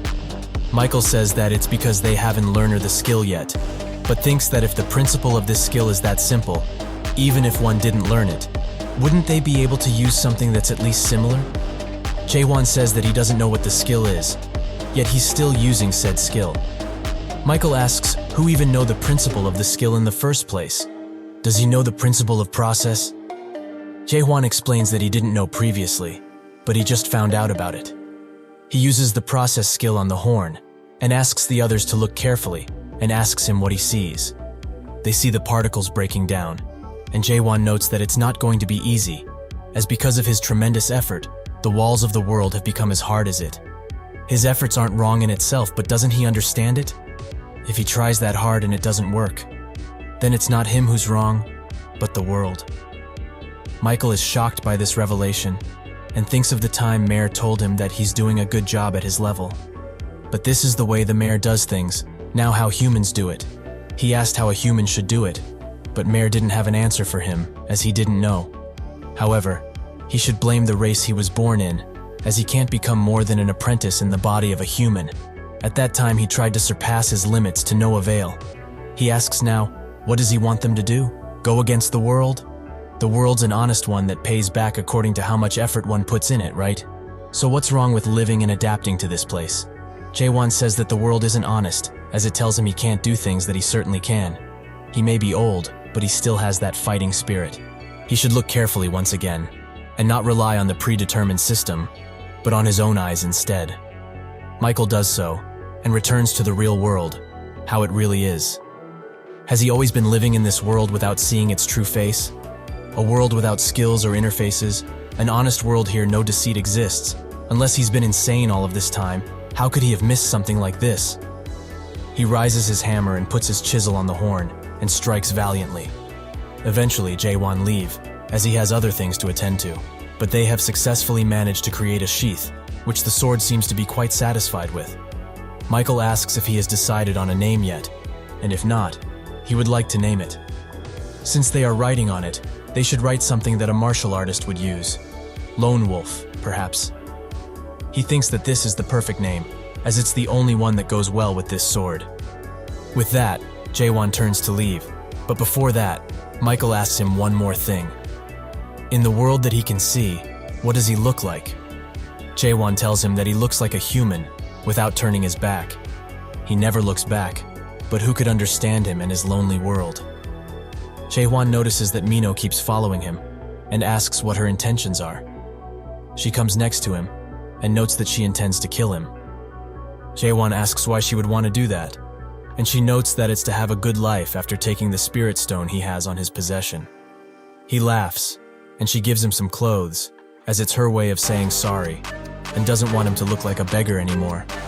But what is he going to do now, as he didn't meet the mayor?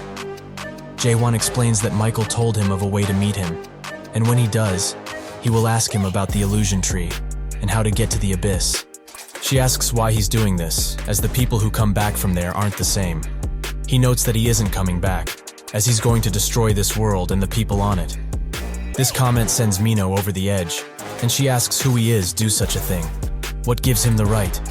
Just who does he think he is, for him to live his life without caring for those around him? Acting as he please, without a single bit of care, and being blunt, and most of all, not thinking that people here are humans. Every single person around here are people. Even if they are not as strong and brave as he is, they are still human.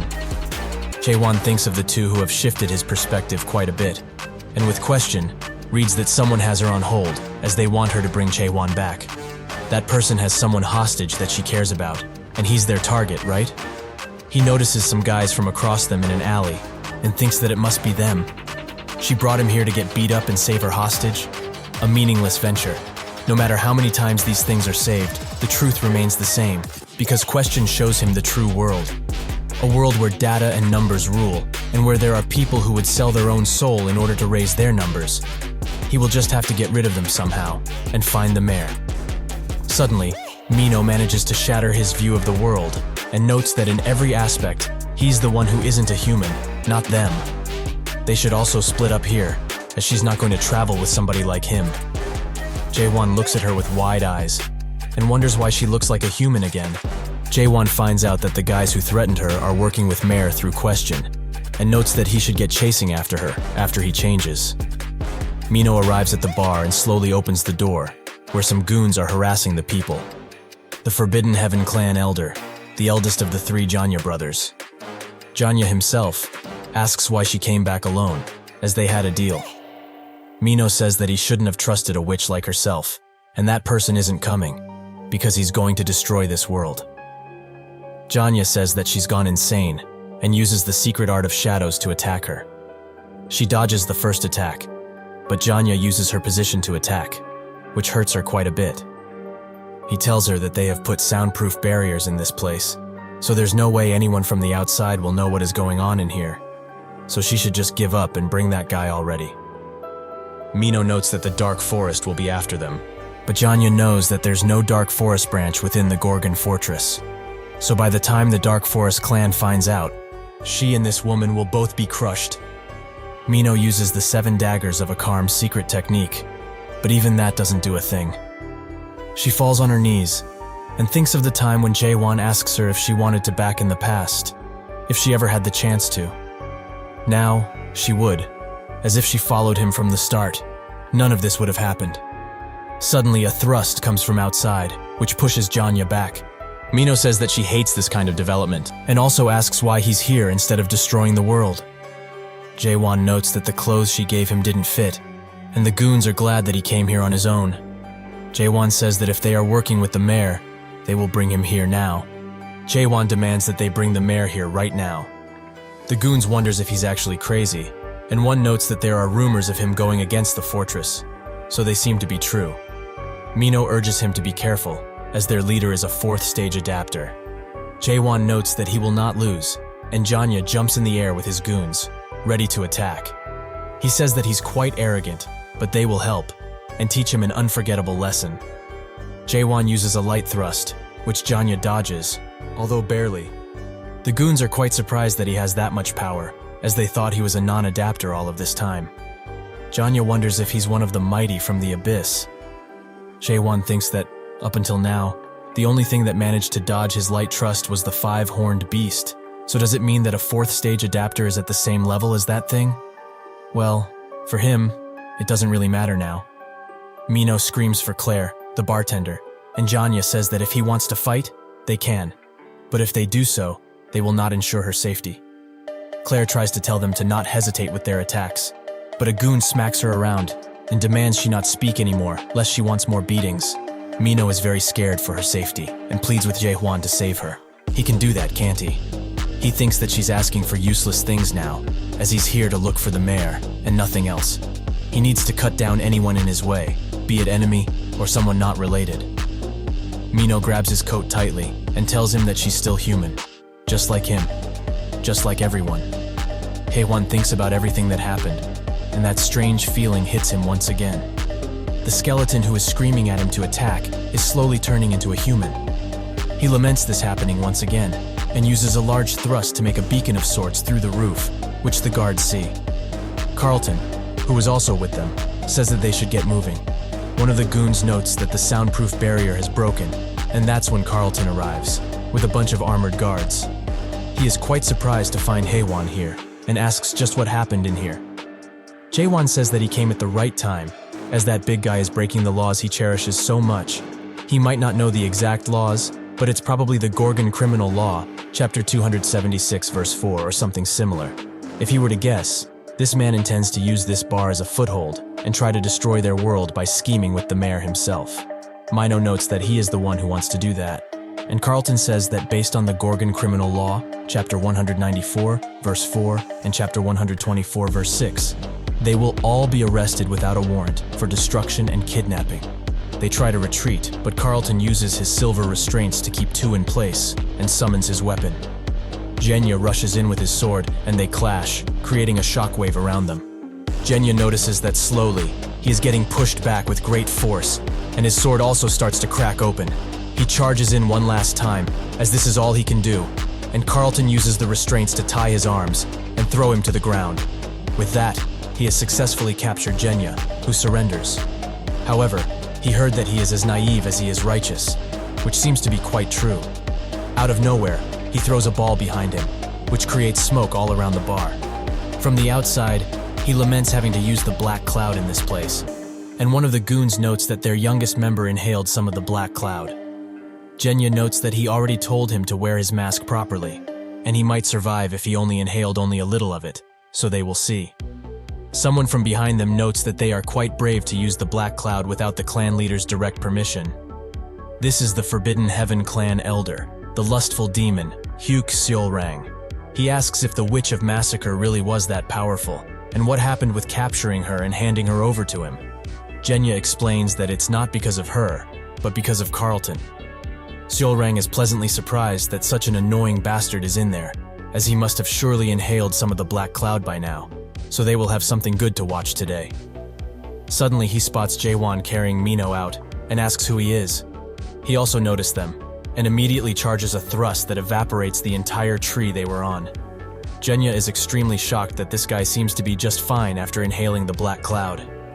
He has never heard of a deer whisperer without antennas, so even if he is one, there's just no way he would walk out so unscathed. Jaehwan looks at them and wonders if they are the cleanup party. He finds them quite annoying to say the least. He charges up an attack and thinks that he didn't want to use this just yet, but he has no choice now. He uses Garnak's majesty, which creates a figure of the beast the sword is made out of. In that moment of confusion, the foot soldiers, who had just arrived, get cut up into bits and pieces, seemingly without any movement from Jaehwan. Seolrang doesn't want to have anything to do with this strange yet powerful guy, so he runs away, noting that he will leave this into their surely capable hands. Jaehwan calls him a rat bastard and looks at his goons and thinks that this is how everything ends. This is the culmination of his life. Jaehwan says that there is no way for him to survive, so he should answer his questions. Where is the mayor that they are hiding? Jaehwan explains that if he tells him that piece of information, getting out of here with his life would prove meaningless. As if that person finds out, he would be better off dead, he's sure. Jaehwan wonders who that person is, and Jaehwan, out of desperation and no other choice, pulls out a spirit stone and swallows it whole. Jaehwan is surprised and remembers what Mino told him, that everyone here looks like they are eating drugs, but this is a common misunderstanding that people usually make. What they are eating is no drug. It's something that they eat in order to reduce the soul's pollution, since nobody wants to truly die. Jaehwan bursts into a grotesque form which towers above everyone. He screams out, as now, he has truly turned into one of the dead. He uses his claws to kill the people around him, and now, he can also see the real world, what it truly is, and what he has been living in all of this time. What good is dignity in a world such as this one? What was he really scared of all of this time? He can be free now, without the restraints of these walking bodies. Suddenly, he feels Jaehwan's threatening glare behind him. He tries to attack instantly, as to take him by surprise, but he stops last second. What is a human doing in this world of the dead? Jaehwan in turn asks what this guy became, as he can't see what, even with question. However, it doesn't matter, as he can be killed. Jaehwan uses one of his bigger thrusts, putting all of the force he can behind it, which takes Jaehwan's head clean off. In his last moments, he thinks of his past life, and a tear forms up in his eye. Is it really raining again? With that, he disappears for good. Jaehwan wonders what that guy is, and says that he needs to find somebody among the remnants from the bar who knows where he could find the mayor now. He walks away from the battlefield, alone once again. He goes to where the injured from the bar are held, and sees that Mino isn't doing so well. Carlton is also on his last legs, and says that they need to alert the inner fortress. Mino pulls Jaehwan's cloak, and demands he kill her, while she is still who she is. Jaehwan looks at her, and thinks that she really is a human. He can't use comprehend on her at all, and his question wavers when she's around. So why would the dead collapse? However, there is no need for any sort of emotion where he is heading, so he will do as she wishes. There is no room for hesitation. Claire grabs his hand and tells him to wait, as there might be a chance she still lives. A soldier urges her to get to the medical facility now, and Claire pleads with Jaehwan to not do anything. At the impromptu medical camp, the medics discuss Mino's condition, which seems to worsen by the minute, as her deadification has advanced quite a bit. Jaehwan notices some commotion outside and takes a look. Alarms are blaring all around the place, urging people to evacuate right now, as the dead have appeared within the fortress. A man asks a guard where they are supposed to evacuate to, but he seems to be quite unlucky, as that guard has already turned. It butches him instantly, and more dead come, ready to kill everyone they can put their hands on. Suddenly, a few people jump through the sky and land on the dead. They start killing all of them, and their leader seems to be a man with long hair and a unique sword. Claire notes that he must be the person Mino talked about, the one who said he will reject all the rules of this place. He wants to judge the entire world by his own standards and define himself what a human is, right? She knows people like him quite well, actually, as she has seen one before. People don't just stay here and adapt because they are idiots. They are doing it because there is no other choice. Jaehwan says that they don't have the courage, and she asks, courage for the sake of what? Jaehwan explains that they need courage to go beyond, to a definition that is certainly more correct.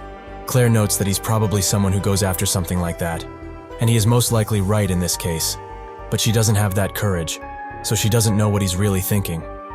However, she knows at least one thing, that he is extremely dangerous and needs to leave.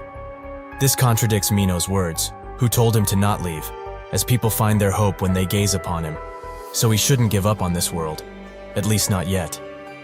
James asks how much medicine they have left, and a doctor notes that they've used most of the medicine to stabilize the fortress master, so they do not have much left. James damns everything, and commands his subordinates to bring all of the medicine that they have left. Jaehwan analyzes how they prepare the medicine, which is just ground up horned beast horn. Jaehwan asks James if they are able to revert Carlton back from the dead, but James notes that if he knew, he wouldn't react like this at all. Jaehwan starts smacking Carlton around, as to wake him up, who eventually does so. He immediately asks him to kill him, as he is the only person who really can. Jaehwan notes that usually, people would be asked for help in a situation like this one. Carlton, even in his state, starts reading out laws. Jaehwan thinks that he has such useless loyalty, but it can be commended. However, if there were more people like him from the start, there wouldn't have been a need for him to be trapped in that awful tower for 40 straight years. Carlton's soul corruption rises to 94%, and deadification is about to take its course on him. The anti-dead extermination squad, the demon extermination squad captain Jaehwan, who is also a stage 5 adapter, arrives inside. James knows what his arrival means, and Jaehwan says that due to Gorgon's special laws, Article 1 verse 4, he will have to get rid of Carlton and the other corrupted individual right this instant. He slashes his sword towards Carlton, but Jaehwan stops it with his bare hands and notes that this guy can't die yet, as he still has a few questions for him. Jaehwan is shocked this guy managed to block his sword with his bare hand and says that he doesn't know who he is, but Carlton is about to become a dead, and soon. It would be a disaster if a stage 5 adapter like himself would really turn, so they are here to prevent that from ever happening. Jaehwan says that if he's going to become a dead, he might have something that might help him. The medic is shocked he has that horn, and notes that if it's with that, they might be able to bring him back. Jaehwan instantly crushes it into powder, which the medic almost faints for. They feed both of them the powder, and fortunately, Carlton's deadification seems to have stopped. James is extremely glad, and tears run down his face. However, Mino's condition isn't so great, as her deadification is still progressing, most likely due to her stamina that was drained from the fight. Jaehwan draws his sword once again, but Claire demands he call Chung Hyo, as that old geezer can use dead slash. Jaehwan is interested by this dead slash she's talking about, and Claire explains that if he uses that, the corruption will be gone. Jaehr notes that the divine physician has an important matter to attend to in the inner fortress, so he can't simply call him over for something so trivial. Others from the squad hold her back, and Jaehr tells Jaehwan to step aside, as he won't compromise on this situation at all. Jaehwan looks at him and says that he will be the one to kill that woman, as he promised her he would. He starts using question on her, and Claire demands he stop this instant, as he has no right to do that. The world starts cracking around her, and he is transported into a white world, where he seems to be alone. That's when he spots a small elderly man who looks over Mino and wonders how she got into such a mess. However, he will help her, so she needn't worry. That's when he spots Jaehwan and is quite shocked, asking what he's doing here and how he managed to enter his world. He analyzes Jaehwan further and asks how such a noble soul could ever possess such a narrow mind. Jaehwan tries to use question on him, but it doesn't seem to work. Is this man perhaps the origin of her soul corruption then? If that's the case, she might survive when this old man dies. They both strike, however their attacks block each other, which shocks both of them. Suddenly, the old man's sword breaks into pieces, and this world seems to cracking at the seams. They both come out in the same spot, and the old man curses at Jaehwan for breaking his mighty sword, as it was made out of precious tri-horn. Jaehwan is extremely confused at this point, and just stares. This man is Chungheo, the despair divine physician. Jaehr asks what he is doing here as he was with the fortress master, and Chungheo notes that a beautiful woman is dying here. Who cares if he's with the fortress master or not? He also asks Jaehwan what he's going to do now, as his dead slash was completely interrupted because of him, and the dead slash can only be used with a sword made of a tri-horn, or something better. That's when he spots his sword, which he starts fangirling over quite hard, but Jaehwan stops him. He can lend him the sword if he wants to, but will he be able to save this woman with it? Chungheo says that he can, so Jaehwan lends it to him. He is quite surprised he gave it so easily. He must be quite confident in his battle skills. However, it doesn't matter now. He uses the sword to go back into his world, and notes that it's about time he sees what this sword is capable of. Jaehwan looks at his technique, and wonders if it's an illusionary technique, but it's more like when he uses question. The old man charges forwards with the sword, and Jaehwan thinks that this is the world he sees, through his eyes. Before he can finish the drawing, he falls down, as his spirit power is lacking quite a bit because he used all of it with that bastard of a fortress master. The world slowly collapses around them, and Chungheo apologizes, as he wasn't able to do anything in the end. Jaehwan picks up the sword, and Chungheo notes that he's quite foolish, as he has never interacted with this world before, but he really thinks he can copy dead slash so easily. Jaehwan notes that he can't do slashes at all, however he can do something better. Chungheo urges him to stop, as the dead slash isn't just something that anyone can do. What he is doing now isn't brave, but rather reckless, so he should stop while he still can. Jaehwan tells him to just shut up already, as this is the first time in his life he's using his power to save another person. He starts thrusting his sword, and thinks of how Mino really looks like. She's someone playful yet stubborn, and a weak-hearted person despite being an assassin. Someone who doesn't betray others easily. But there seems to be one thing left that is missing. He remembers, and puts the finishing touches. Someone who trusts others. They get out of that world, and Mino thanks him for remembering so many things about her. The corruption rate is slowing down, and the deadification seems to have stopped. Chungheo notes that he's less narrow-minded than he anticipated, but who on earth is he? The dead thrust he learned just now. Why did he do it? Jaehr is extremely surprised that Jaehwan managed to use something similar to the divine physician's technique, who says that he hates to admit it out loud, but it is. His dead slash isn't a skill, hence why no adapters can learn it. This means that this person is someone like him, an awakened. The awakened are existences that lie outside of the standard system rules, and also an extreme minority of humans who have obtained a strong strength miraculously after rejecting the system outright. They are people who possess the strength to totally overthrow the composition of powers that belong to chaos. Even in the almighty land, there are few known awakened. Jaehr says that if he's also an awakened, he might be able to save the Tower Master, as his life is invaluable. Suddenly, the Dark Shadow Squad captain arrives, noting that he got permission from the inner fortress, who is also Stage 5 adapter. Jaehr wonders what he's doing here, as the Dark Shadow Squad has nothing to do with the elimination of the dead. They instantly bow down to Jaehwan, as to pay respects to the Deer Whisperer. The others are quite surprised, as it seems Jaehwan has more to him than originally thought. They all arrive at the inner tower, where Jaehwan greets Jaehwan and asks if he really is the Deer Whisperer, as everyone keeps saying. Jaehwan just says no, which Jaehwan expected. The Divine Physician notes that the Spirit Stone is known for increasing spirit power, and is used to confirm whether one is from the Emerald Bug clan. He's clearly not, so how did he get those stones in the first place? Jaehwan notes that he picked them up from their owners, who are now dead. Jaehir asks who would dare kill people from the 5 great clans, and Jaehwan notes that he did. Jaehwan notes that they attacked first, so it's not really his fault they are dead. Jaehwan thinks that they are indeed greedy for materials and such, but could he possibly tell them what happened after he entered chaos? Jaehwan now understands, and will summarize what he just said shortly. He got caught up in something, by pure chance, and entered chaos. Then he got hold of the Spirit Stones from the Emerald Bug clan, again, by chance, and entered this fortress. After that, he got caught up in another incident once again by chance, met the Divine Physician himself, and managed to learn his dead slash, even though he has only seen it performed once. Now he really gets it. Chunghyo asks if he really believes all of this. They shouldn't take these things at face value after all. Jaehwan notes that he believes him, as in order to gain someone else's trust, he first needs to trust that person. That's just the way it goes. He asks Jaehwan if he can inquire on a few other things, who says that he can.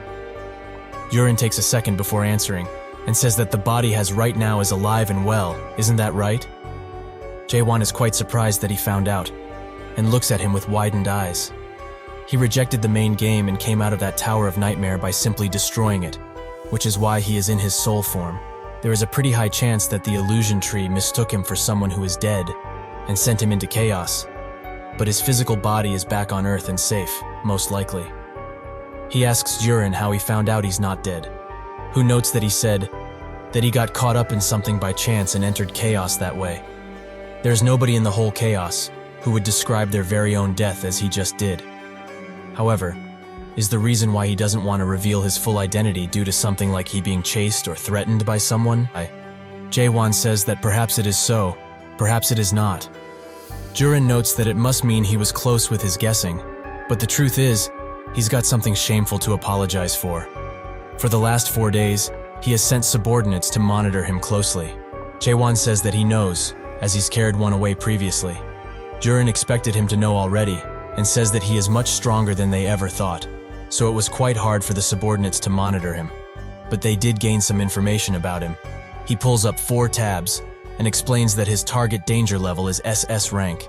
His power level can't be estimated, and he has caused 380 million horns worth of damage to the fortress. Does he know what others like to call someone like himself? Chunghyo notes that he's just a crazy person, and Jaehir wonders if this guy is a hero or a villain, as he could swing both ways at this point. Jaehwan explains that he might be a hero to some, and look like a complete lunatic to others, as people are calling him by various nicknames. And to him, people like him, are called the protagonists. There is a rather special characteristics that protagonists like him hold, the simple fact that they are famous. But he isn't really that famous in any way, as someone has been keeping his information hidden from the common people, and that power seems to be doing all of that with hostility in mind. If they are the people behind him, he wouldn't have had any trouble with entering the fortress in the first place. He is a protagonist, who is being chased by some kind of large and unknown power, which also managed to escape into chaos by pure chance like he did. Jaehwan thinks about Jaehwan just said deeply. Although he is not really sure, wouldn't it be that person known as the Monarch of Pitch Darkness that is chasing him? He is one of the 12 monarchs of the Almighty Land, but just how strong are these monarchs anyways? Jaehwan notes that he won't dare asks who and what he exactly is, and he also won't ask him to compensate for the damages he caused within the fortress either, as they, the Gorgon Fortress, will provide with protection. Jaehwan asks if this Gorgon Fortress of theirs is strong enough to go up against one of the 12 monarchs of the Almighty Land. Jaehwan asks if one of the 12 monarchs is really chasing him, and Jaehwan notes that there is a pretty good chance that it's one of them. Jaehwan says that this is great, because if it is how he says, the monarchs would become unable to interfere with the matters that take place within chaos itself. Jaehwan asks what they want from him in return, as nothing is free in this world, and Yurin explains that he only needs to do them one favor. He begs him to please save the fortress master. 2 hours later, they go down a set of stairs, where the Dark Shadow Squad captain notes that the North Inspection Gate captain and the woman are said to be recovering in the treatment center. However, are they really sure they want him to bring them to the training ground instead of the VIP room? Chung Hyo says that they need to go there, as him and this guy need to decide which is superior, this child's thrust or his slash. He also asks if he's cleared the Tower of Master, which catches Jaehwan's attention, and in turn asks if he knows anything about it. Chung Hyo notes that he does know quite a bit, but he will only answer his questions if he wins, and only then. That probably is impossible for him. After the fight, Chung Hyo wants another rematch, while he is still in the ground. The training grounds is filled with Chung Hyo's figure, as Jaehwan has thrown him around countless times. He tells him that the match is finished, but Chung Hyo doesn't want to give up just yet, as he hasn't used his ultimate technique, which if he uses, he will die, so he is just worried about him. He also asks how old he is, and Jaehwan explains that most likely around 60, if he had to guess. Chung Hyo notes that he's 1,000 years old, and the mere 60 or so years of slashing would never have a chance against his 1,000 years of slashing. Jaehwan wonders if he really did slash for 1,000 years, as it feels like he has only done it for 10 years, judging by his current abilities. Chung Hyo gets mad enough to soar into the air once again, and wonders if he will still feel the same after he gets hit with this next attack. He summons the figure of a mighty beast through his sword, and Jaehwan prepares thrust it. The swords clash, creating a large blue shockwave, which sends both of them backwards. Chung Hyo notes that he's not bad at all, but Jaehwan is quite annoyed, as he's being pushed back quite a lot after using the normal thrust. Chung Hyo says that his technique is pretty well made, but what is the name of it? Jaehwan notes that it's just normal thrust, which Chung Hyo finds as quite the arrogant name, as if he names it like such. Then it makes it look like he has an even stronger technique. Jaehwan says that a stronger technique does exist, and he charges it up. Chung Hyo wonders what he's showing him, and gets extremely scared, as this guy is starting to resemble the Soul King of Chaos. His mind wanted to forget the horror he experienced when he faced the king, but now, it has resurfaced. Would he really be able to cut through something that reminded him of the Soul King? Of course, nothing is really comparable, but that certain level of power will literally blow the Gorgon Fortress from the inside out. Jaehwan is ready to unleash the attack, but to prevent the imminent destruction to happen, Chung Hyo gives up the fight, noting that he lost. In the 5th region of the Almighty Land, the region of Strong Steel, inside of a fortress, a man asks what happened to Pitch Darkness. Another man explains that, based on what he found out, the current Pitch Darkness monarch is trying to contact Chaos. The unbending Strong Steel, the monarch of Strong Steel, Heo Yu, asks why he would do that. All of the monarchs of the Almighty Land have already signed a secret agreement to not interfere with the matters of Chaos at all. The subordinate stars shaking, and notes that the matter is a bit more complicated than this, so he urges him to look at the screen, first and foremost. Heo looks at it for a second, and notes that it's the video of the guy who went solo on the 99th floor. But what about it? Wasn't it edited in the first place? The subordinate explains that the product in the video is said to be in a contract with the 9th region's monarch of Pitch Darkness. This intrigues Heo, and he asks where the product is in the first place. The subordinate starts shaking again, and notes that he most likely refused to clear the tutorial fully, literally broke through the ceiling of the tower, and escaped into chaos by his lonesome. Heo notes that the cultivator that stayed on the 100th floor should have been watching him. So what happened with him for all of this to happen? The subordinate says that the product slayed the cultivator, and Heo asks if he's just joking around. The subordinate says that he also couldn't believe it at first, but the monarch of Pitch Darkness has confirmed that everything he said right now is the truth. Heo starts pondering, and wonders if that bastard of a monarch has connections with Chaos. The subordinate explains that they found something extremely strange during their investigations, as the monarch of Pitch Darkness seems to be involved with the matters of Chaos, and for a long while now. Out of the 10 clans within Chaos, a few have been in constant and direct contact with the monarch of Pitch Darkness. Heo looks at the tree and wonders just what is Pitch Darkness up to. He tells the subordinate to send the letter to help him get access to Chaos, and in turn he asks if he really is intending to get involved in the matters of Chaos. Hyo explains that he will just be observing the situation as a whole, as he needs to know what exactly is happening in there after all. He also commands for 10 elite warriors of the Gold 1 grade and Haiyang to be sent. Hyo looks in the distance and wonders if Chung Hyo is doing well in there. He would have had a long and fruitful personality were it not for that trashy personality of his. But now, he's probably living a quiet life in there. Jumping back to Chung Hyo, who is clinging onto Jaehwan's sword for dear life, as he won't let him unleash that attack. Jaehwan, however, has already heard him and asks him to just get off. Chung Hyo gets down and wonders just what kind of man would be able to do something like that after just 40 years of simple thrusting. Jaehwan explains that he probably thrusted around 10 billion times, give or take, but Chung Hyo doesn't believe a word of it, as he would have needed to do 8 thrusts a second every day for 40 straight years, without eating or sleeping at all. Jaehwan says that he can do 100 thrusts in a second, not just a measly 8. If he's asking of how he only thought of using his sword for thrusting, he will answer. Golden energy starts coming from him, and Chung Hyo's eyes widen, as he is now exerting the same alien energy that he did when they first met. It wasn't pressure at all that he felt, only a thrust that bears a hostility which would make mere people faint. All of that hostility is thrown towards this world.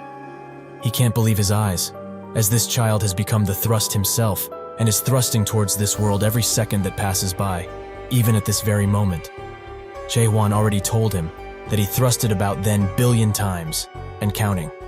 By the way, he hopes he remembers the contract they both signed before dueling, where the loser would have to grant the wish of the winner. Jaehwan starts reading off the plea Chung Hyo put on this paper, who tells him to stop, as he heard him already, so there is no need for something like this. However, is he perhaps intending to use him as his subordinate from now on? Jaehwan explains that he wasn't thinking of doing anything of the sort, as he simply wants him to just answer a few questions honestly. That is all. Chung Hyo notes that he will, but they should take a walk outside then. Firstly, Jaehwan asks what the Tower of Master is. Chung Hyo notes that he probably knows that a mayor made the Tower of Nightmares. Well, the towers made by the mayors have ranks, from F to S. However, among the mayors, there are those who simply do not care for such things as rankings. A master is someone who already made S-rank towers when they were but an apprentice, and someone who reached the top as a renowned artisan quickly. But not all towers made by a master would be a Tower of Master per se. Among them, there are towers that are made with no real intention to perform cultivations in the first place, and only unique towers are known as Tower of Master. Jaehwan asks why they would make those towers in the first place, and Chung Hyo explains that he, and nobody else knows what these masters are truly thinking, as the masters themselves are individuals that are seeking the world's truth, after all. However, one thing is for certain. Among those who cleared the Tower of Master awakened would appear every now and then. Jaehwan asks if he's from the Tower of Master, and Chung Hyo notes that he's from the 4th Tower of the Master, Melville. It was a tower known as the Moby Dick in that world. A gigantic white whale would appear on the 1st floor of the tower and target humans every minute it stood above water. It's not that difficult for the current him, but back then, it was a tower that was very similar to a world disaster. Many of the martial artists of Murim died in there, and clearing that tower was like a miracle. Chung Hyo notes that he also looks like a person who came from a Tower of Master. But the question is, who made his tower? Jaehwan notes that Mulark did, and Chung Hyo is quite surprised by this piece of information, as he didn't think there would be anyone who managed to clear one of his towers. Jaehwan asks if he knows him, and Chung Hyo says that he sure does, as they have traveled together. Jaehwan would like an explanation, and Chung Hyo notes that the story is pretty long, so they should go somewhere else if he wants to hear it. They go to an open bar, where Claire hands them a few unicorn kebabs. Chung Hyo asks her if she's going to be serving meat and drink from a stall for the time being, and Claire explains that a certain someone, who is here and shall not be named, destroyed her bar. Chung Hyo says that it's hard to believe she still opened up shop after having gone through a lot back in the day. She sure likes money. Jaehwan looks at the food and at the people around and is quite hesitant. Chung Hyo notes that he must feel like something is off. It doesn't feel like they are still alive, yet food and drink still exists in a world where people don't feel hunger. Isn't that right? He finished chugging his drink and explains that chaos was originally a blessed world. This place was one where souls that were worn out from the Almighty Land's war went to their well-deserved rest. Everyone was able to regain their lives after being released from them. The warriors dropped their swords and bows, while wandering minstrels sang about peace and no wars. Jaehwan notices a few drunkards fighting and thinks that is because of the drink, but when he goes to taste it, the mead tastes just like water. Chung-hyo explains that drunkards do not exist in this world, as they are just acting like they are. In chaos, one doesn't get drunk, hungry, or old after all. However, in such a paradise, humans started to want the opposite. They missed real life, which had the chance of death, and started to act like they were living true real life. A life where if they didn't eat, they would die, and if they drank the mead, they would get drunk. A life where they have a physical real body and a beating living heart. However, one random day, drunkards started to appear, an expedition of dreams, of the impossible, and gathers people together to rediscover real life. That would be the Abyss Expedition. Jaehwan asks why they would head to the Abyss in the first place, and Chung-hyo notes that it's to look for the fruit of resurrection. It's a fruit that hangs on the branches of the illusion tree at the end of the Abyss. Jaehwan is intrigued by this. Can somebody who is dead really be revived? Chung-hyo confirms that the fruit does exist, and is the only way that the dead of this world could ever come back alive. The Abyss Expedition is an alliance formed for the sake of seeking that fruit, and at the time, he had awakened already, and was at the age where he was basically fearless. Jaehwan asks if Mullark was also part of that expedition, and Chung-hyo confirms that he was, the leader of the expedition actually. He was a really unique existence. He remembers the first time he met him, where Mullark applauded him for becoming an incomplete awakener without abandoning his emotions. He is truly walking a unique path among others. Chung-hyo asks him to save those words for someone else, and Mullark wonders if he's upset because of cultivation. Chung-hyo throws his sword at him and asks why a mayor like him would want to go to the Abyss, as they usually coop themselves in a room and create towers. Mullark notes that he has no words for that, as apologizing would be useless right now, because that is something that he has to carry with him for the rest of his life. Chung-hyo was surprised that he actually regretted making the towers, and Mullark says that it's okay if he doesn't believe him, but the reason he went to the illusion tree and going to the Abyss is because of that tower. The one that would end all cultivation, that his reason for joining this expedition. Jaehwan asks if the expedition was successful.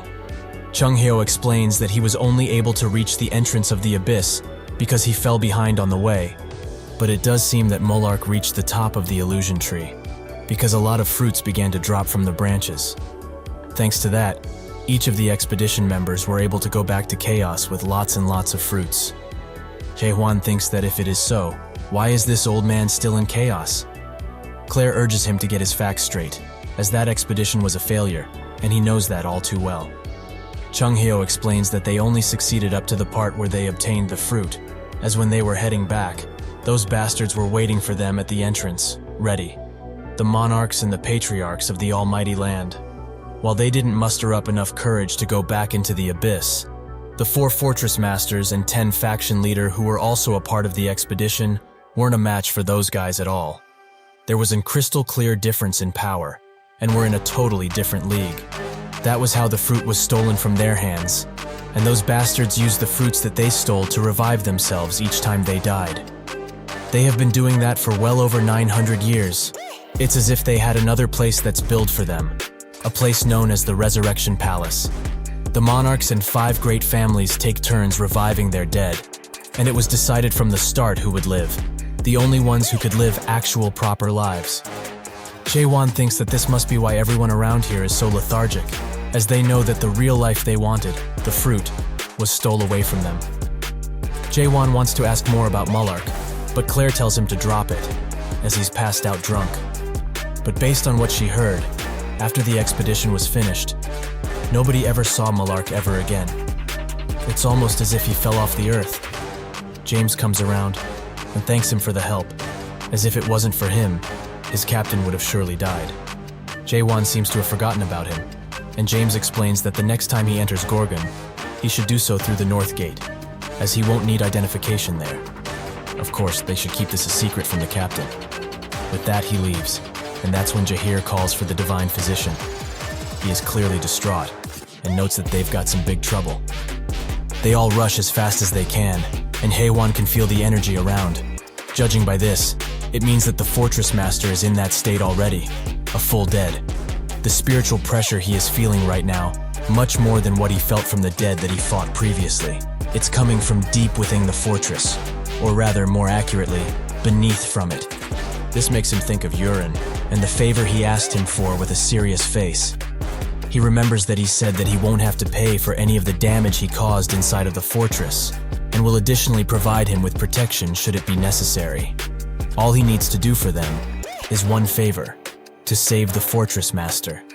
Jaehwan notes that their fortress master is going through deadification, and Jaehr says that indeed he is right. He explains that out of nowhere he just went berserk, which is weird, because usually it only happens like once a week, but today, of all days, it just happened. He is telling him all of this in advance, just in case he gets the wrong idea about things. The fortress master is a really good person, and before his deadification unfortunately began, he was basically a living legend, since he was someone who also went to the Abyss expedition, with Mullark and the divine physician. This makes Jaehwan pay more attention to the conversation at hand, and Jaehr says that, from what he saw at least, he is also able to perform the dead slash, right? Since the divine physician is in that poor state, can't he do it in his stead? Jaehwan outright refuses him, as he simply imitated what this old head did, and is certainly not as good as him. This might have been different had he learnt from him, though. Suddenly, the ground starts to tremor beneath their feet, and Jaehr now fears the worst, as he knows what that is.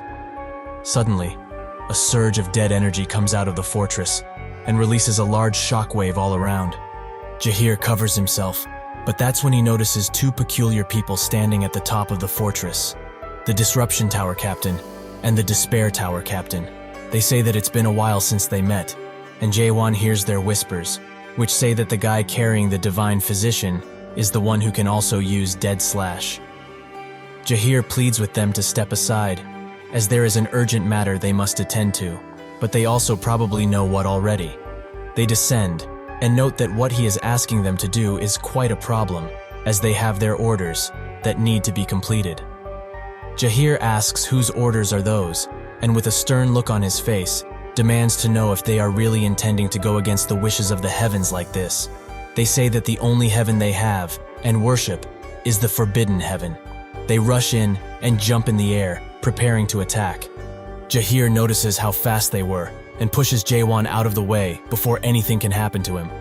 They both land at the same time, creating a large explosion upon impact, but Jaehr managed to block the both of them with only his blade. Jaehwan watches him and notes that he is doing quite well. Jaehr thinks that he didn't expect at all that the Forbidden Heaven clan would have people inside of the fortress. He notes that they grew quite a lot for outer fortress residents, but still, do they even know who they are facing right now? They say that he shouldn't underestimate them so much, as they are not the same people anymore. Jaehr advises the both of them to think very carefully about this, as if they turn back now, the fortress master will surely forgive them. One of them notes that if he's talking about the same fortress monster that is being locked up down there now, he can forget it. That thing, because it can't be called human anymore, can't even control its own strength, and can't distinguish between good and evil anymore. That is not the same heaven that they served.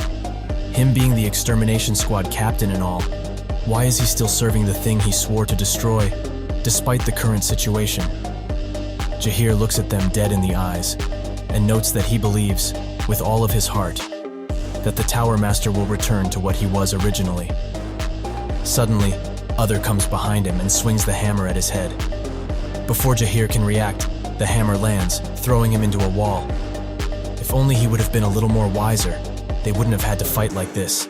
Isn't that the case? Jaehr tries to get up to his feet, and thinks that these two are just stage 4 adapters. So there is no way they could defeat someone like himself, who is a stage 5 adapter, even though he is outnumbered. How are they doing this much damage in the first place? He can't even estimate how fast or strong they are anymore, as this isn't any type of normal growth he has ever seen.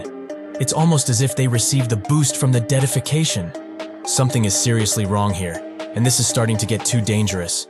He tries to tell Jaehwan to leave while he still can, but Jaehwan is having none of it, and throws Chung Hyo at him, who is still passed out, even after all of this. Jaehwan explains that this was revenge for pushing him earlier, and that's when the disruption team captain grabs his attention. He asks if he really is able to perform the dead slash, just like the divine physician. Jaehwan asks what it is to them, and they start talking between each other using telepathy, which Jaehwan can see.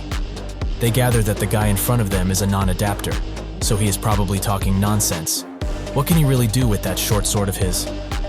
Also, his physique isn't great, so he won't even be able to throw a proper punch, they think. Jaehwan instantly transports himself behind them and asks if they are talking about a punch like this one. Before the disruption captain can react, his cheek is met with Jaehwan's fist, which sends him into the wall. The despair captain tries to defend himself immediately after seeing this, and Jaehwan explains that they have way too many openings, which basically leaves them defenseless. He punches the disruption captain as hard as he can, which breaks his helmet a bit. He stands on his feet, however, and slashes downwards, which Jaehwan easily dodges. He starts spinning the spear, which creates some distance between them, allowing him to charge in, while Jaehwan is still on the retreat. He thinks that he became much stronger than he was, so where did this sudden energy come from? The need of revenge? Or perhaps is his heart full of hatred? He looks at him one more time and deduces that it's neither of those. What drives this lunatic is fear, and fear alone. Are they really trying to betray others in their condition? Just plain ridiculous. Jaehwan notes that he isn't the savior they think he is, that tiny old man is. However, killing the both of them will be an entirely different story. He jumps high into the air and prepares to descend like a hawk upon him. Inside of the fortress's deepest chamber, Yurin, accompanied by someone else, watch the fortress master, both with concerned looks on their faces. Yurin explains that it hasn't even been a single day since the dead slash was used on him, so why in the world is the deadification still advancing? The divine physician himself came this morning, and they together confirmed that the deadification had calmed down. So why did it go berserk all of a sudden? He can't believe that something like this happened when they just found a sliver of hope, a silver lining to all of this. If the fortress master had lasted for just one more month, they might have been able to release him of this damned curse. Earlier, Chung-hyo explained that it's too hard to do right now, as Jaehwan's dead slash is just an imitation of his, and the situation is very different from Mino's, the girl he saved. The fortress master has a corruption which has seeped into his very being, and in that sense, they are lucky, because a normal person would have become a dead by now.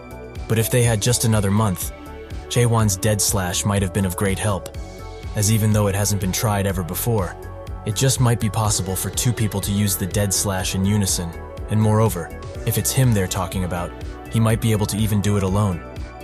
Yurin bites his lip in frustration and thinks that there are people here who know about Jaehwan, but damn it all, as he was sure that there have been traitors inside of this place since then. He remembers the talk he had with the fortress master, who said that people who are able to control the corruption of their soul have appeared. Yurin asked how that is possible, as only the Emerald Bug Clan could do that previously. The fortress master confirmed that it is so, which is exactly why he must go and have a look himself. Yurin was hesitant to let him, as matters related to soul corruption are the most dangerous thing one can be interested about.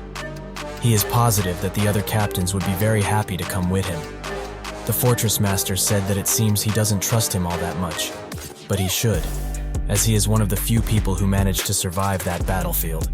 And although they lost the fruits in it, he is still going to be involved in matter regarding the lives of the people from this fortress, no matter what. But unfortunately, he came back extremely corrupted, and with horrified eyes, almost as if he saw something which he shouldn't have. That's when these people appeared, and started watching him the moment he came back from his walk around the outer fortress, where he got infected in such matter. Now that he thinks about it, things just line up too perfectly. Was it really Jaehwan that did all of this? He tells everyone to be calm, as this situation is a serious one and warrants carefulness. Yurin notes that this situation is too dangerous, so they should go in only after the divine physician himself gets here. Jaehwan says that if they delay like this any longer, this whole fortress will meet its end. Yurin explains that they can't ever hope to perform the dead slash without the divine physician here. So is he intending to kill the fortress master now? Jaehwan notes that even if they are to all charge at him together, they can't hope to win. He already knows this, right? Given the situation, they are forced to use the dead seal. Yurin starts sweating profusely at this notion and notes that he can't do that, as it is the very last resort, just in case they can't hope to do anything else. Jaehwan explains that there is no going back if things are delayed even further. So, with the dead seal, they can at least pressure his spirit power, which is the only thing they can still realistically achieve at this point. Yurin notes that they don't have the spirit stone that the dead seal uses anyway, so what we ate they do now? Jaehwan says that they all know about it, so he should stop trying to hide it. Out of the corridor, the Dark Shadow Squad captain arrives, with a box in hand. Yurin is extremely shocked, as even the Dark Shadow Squad captain, who belonged to the inner administration, is a traitorous dog. That box contains what Jaehwan had, the Spirit Stone. Jaehwan explains that the future of the entire Gorgon is at risk here, so how dare he try and hide such a thing? He knows all too well. What would happen if the Fortress Master really completed his deadification? He isn't really intending to let that gigantic dead roam around in this peaceful fortress, right? He has seen with his own eyes many times, even recently, just how much of a threat a single mid-sized dead is to Gorgon. A gigantic one that would come from the Fortress Master would bring upon calamity and destroy everything in its wake without any rhyme or reason. Does he truly want that to happen and kill all of those innocent people? Yurin thinks about the situation. The Fortress Master is basically going berserk, and the Divine Physician is nowhere to be seen.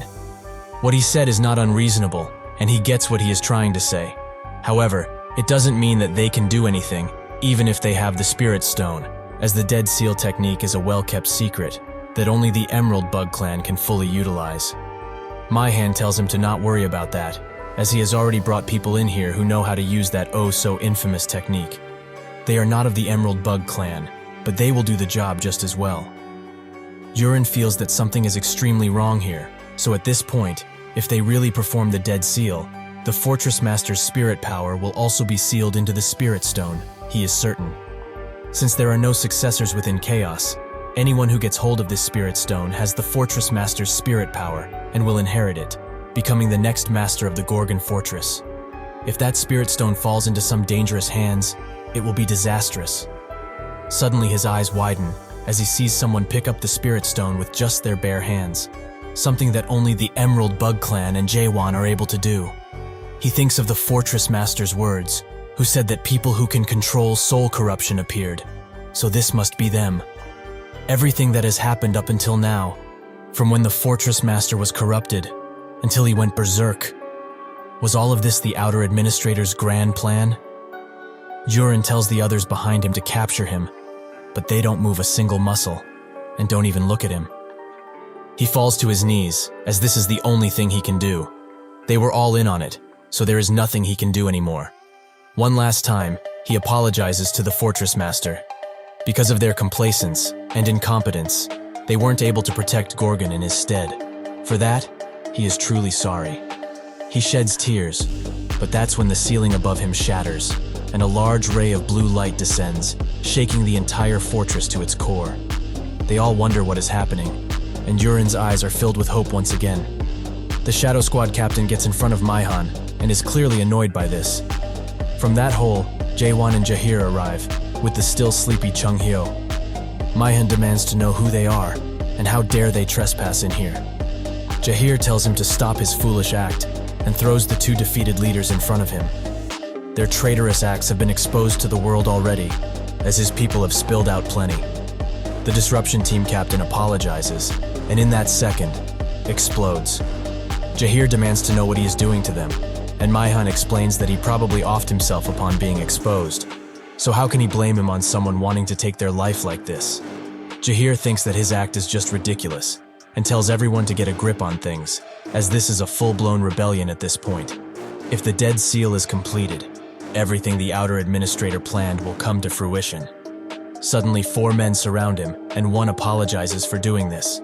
This is the will of the Forbidden Heaven clan, so all he needs to do is stay put until the seal is completed. Jaehir calls them cowards, and Jaehwan looks at this. He notes that in return for saving the Fortress Master, he was offered protection at first, but he made the wrong promise, as Gorgon can't even defend itself nowadays. So, they will change the contents of the promise. He will save the Fortress Master, kill all of the traitors in this room. All he wants in return is this old decrepit man, as he wants to set up the Abyss expedition once again. This catches everyone by surprise, especially Jaehwan, who seems to not be happy about this. He calls his idea a bunch of nonsense from an unknowing fool. He already heard of the story about a certain person who was able to kill Jaehwan, who was dead, in one single strike. He thought that it was a lie at first, but now he thinks that it's true. If this really is the case, they will have to go all out on him. Jaehwan clenches his sword, and Jaehwan commands everyone to attack, and they surround Jaehwan and Jaehir in an instant. With a few light thrusts, he clears out the people who attack Jaehir, and even cuts the hand of the Shadow Captain. He keeps attacking, but they keep coming at him in an endless onslaught of people. He stops attacking and sighs. Jaehwan waits for all of them to be in one place, and uses a normal thrust to wipe them out. The attack also reaches Jaehwan, who desperately tries to block it, but can only deflect it, as it is too powerful to fully block. The attack lands next to the Fortress Master, and Jaehwan stares in shock at the gigantic hole it made. If he got hit with that, he is almost certain that he wouldn't have made it out alive. Jurin and Jaehir are also very shocked. Outside, whispers on what this rebellion is planning to do can be heard, and Jaehwan finds out that they will use the black cloud on the entire Gorgon, which makes him quite mad. He tells Jaehwan that he is the outer administrator of this fortress, and also the Forbidden Clan's first elder. He doesn't know exactly what he is trying to do, or why he wants to corrupt souls so much, but he knows this. He likes people like him, quite a lot actually. Jaehwan notices that he is charging his power, so he orders his men to take that guy down, no matter what it takes. They all charge in, and Jaehwan says that he is very thankful for them, because if he knows that people like them exist in this world, he can easily destroy it. He releases the attack, a mighty thrust that can't hold a single color, so it changes constantly. The attack pierces the heavens and explodes into smaller thrusts, in a flash of beautiful lights. Jaehir tells Jurin to get up, but he is too mesmerized by this. This is overwhelming hope, something which the Fortress Master thought that everyone in this place needs. An overwhelming hope that doesn't falter in the face of anything, no matter what. He simply cannot believe that now he is experiencing the hope he spoke of from this man who is speaking about the annihilation of this world. Everything is turned to rubble, and most if not all of the rebellion is put out. Jaehwan is still alive, but his hands and legs have been cut off, leaving him utterly defenseless. He calls Jaehwan a truly monstrous beast. However, he is too late, as Gorgon is already doomed, and the Fortress Master even more so. Jaehwan shuts him up for good, and asks Jaehir if that old geezer is still sleeping. Jaehir explains that he won't wake no matter what he tries, so Jaehwan grabs him and smashes him against one of the remaining walls. That certainly wakes him up. Suddenly, the Fortress Master starts shaking uncontrollably, as the deadification they have all tried to stop previously has begun. The system warns everybody that the Fortress Master's soul corruption has unfortunately reached past 99.9%. So the only thing it can do now is estimate the danger level. The others wonder what is going on, and Jaehir screams for the Fortress Master, but nobody answers. The system explains that the estimation can't be done in time, so the verdict is that this will be an extremely large dead. Alarms start blaring all over Gorgon, telling people to evacuate. They all rush to the exits, and the guards do their best to lead them.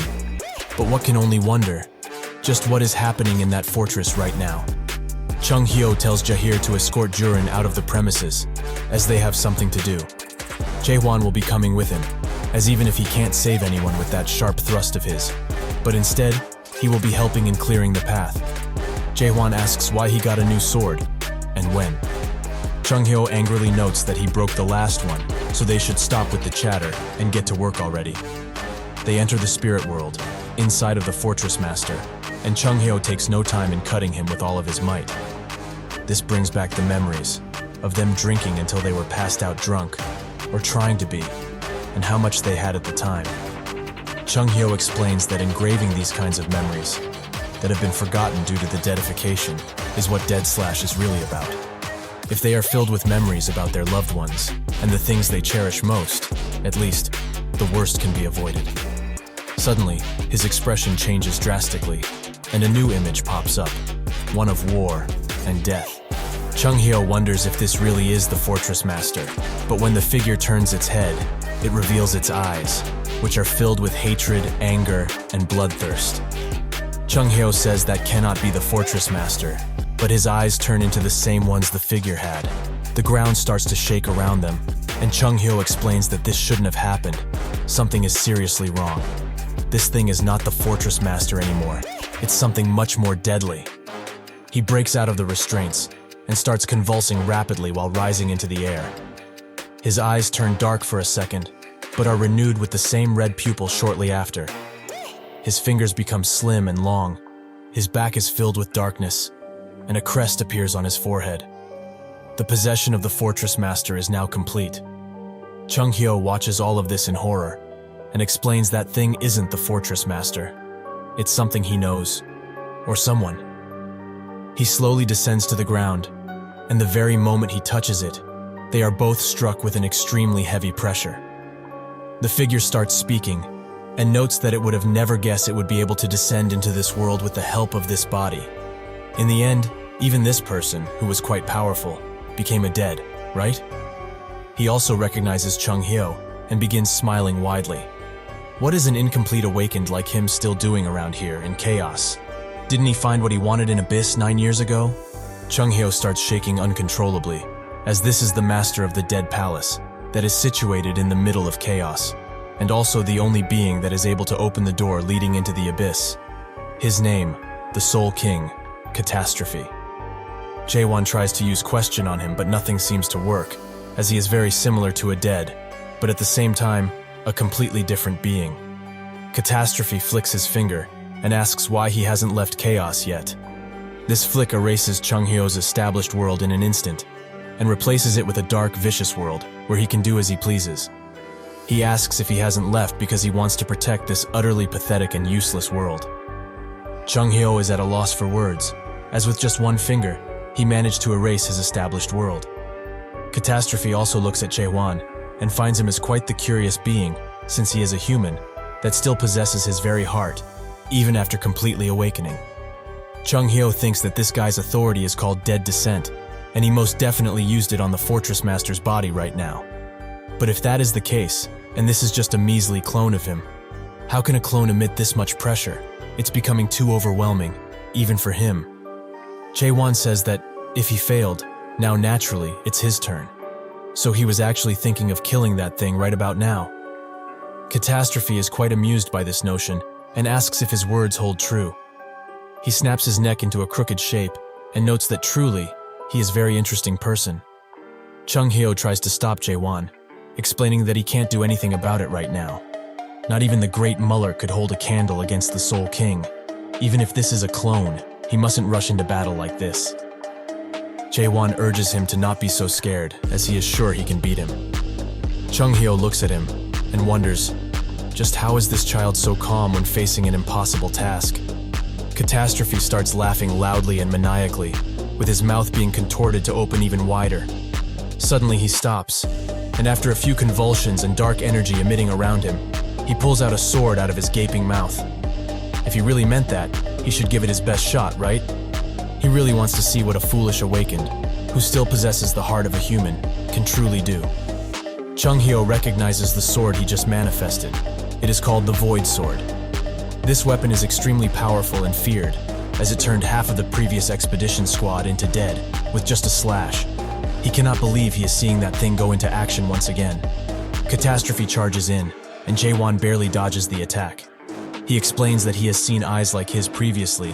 He is trying to go into the Abyss, isn't that right? Chunghyo is quite surprised by this reveal, as he didn't know. It is a fact that they don't have much information about this guy. But will he really be going to the Abyss, of all places? Catastrophe notes that people like him, who are trying to get to the end of this world, still exist, despite him thinking otherwise. But he is much too weak to do anything, as he is not even as strong as that Mayor Mullark from over 900 years ago. He strikes at Jaehwan, who uses his hand to get away from his slash, and uses a thrust to remove the other arm. Jaehwan thinks that he is already at an advantage, since he removed his arm, but Catastrophe just grows it back, and uses Jaehwan's surprise to his advantage. He moves swiftly to his side and manages to hit him in the arm, but the rest of the attack is missed. Jaehwan uses a thrust to hit him in the torso, But Catastrophe is not phased in all, so he uses all of this and tries to kill Jaehwan right now with a large strike. After the rubble and dust settles, only Jaehwan's cape remains, as he has used it to back away. Catastrophe explains that this corruption is basically a disease that advances time. So with just a hit of the Void Sword, several centuries or perhaps even millenniums would pass by on that particular wound. Souls that can't withstand this grow extremely old and corrupted. With all of this combined, they turn into dead. Jaehwan notes that something like this won't move him, so he strikes his own old flesh and soul, noting that he will just rip it all away if he really has to. Catastrophe is quite surprised that he would cut away a part of his soul, which has only grown old like this. He must commend him for this impressive mental fortitude. However, that is all he has right now, and can't hope to ever defeat him. Suddenly, shards come out of his chest and mouth. Jaehwan is shocked at this, and those shards turn into void swords, which are ready to strike at a moment's notice. The swords fly into Jaehwan's direction, who tries to protect Chung-hyo. Catastrophe notes that, now that he has managed to take a closer look, isn't the sword he has within that crafted sheath a replica from the Mayor Tower? That is pretty impressive, considering it is just a toy, made by the Mayor. A few swords get past Jaehwan's defenses, and strike him in the leg and arm. Chung-hyo screams at him to do that, and Jaehwan takes no time in piercing himself in order to stop the aging. Catastrophe doesn't stop attacking, however, and their swords clash, creating a large shockwave which sends Chung-hyo away. Catastrophe explains that if he keeps fighting in this manner, his soul won't last for long. Jaehwan sneers at him, but thinks that he is right, as he won't be able to do anything if he keeps striking himself like this. No matter how many times he tries to use question on him, he just can't see his weakness, and he also can't focus, as there are strange particles around, messing with his sight. He thinks of Chung-hyo's explanation of the world, which is named the White World. It is a world where he remembers those who have long disappeared and recreated them, using his imagination. Each awakened holds their own unique world, and their world is made by a keyword that they get when they awaken. It is something that is made from their desires and emotions, so a strong awakened can pull in even more beings into their own unique world. Jaehwan thinks that if this really is the case, he can at least try.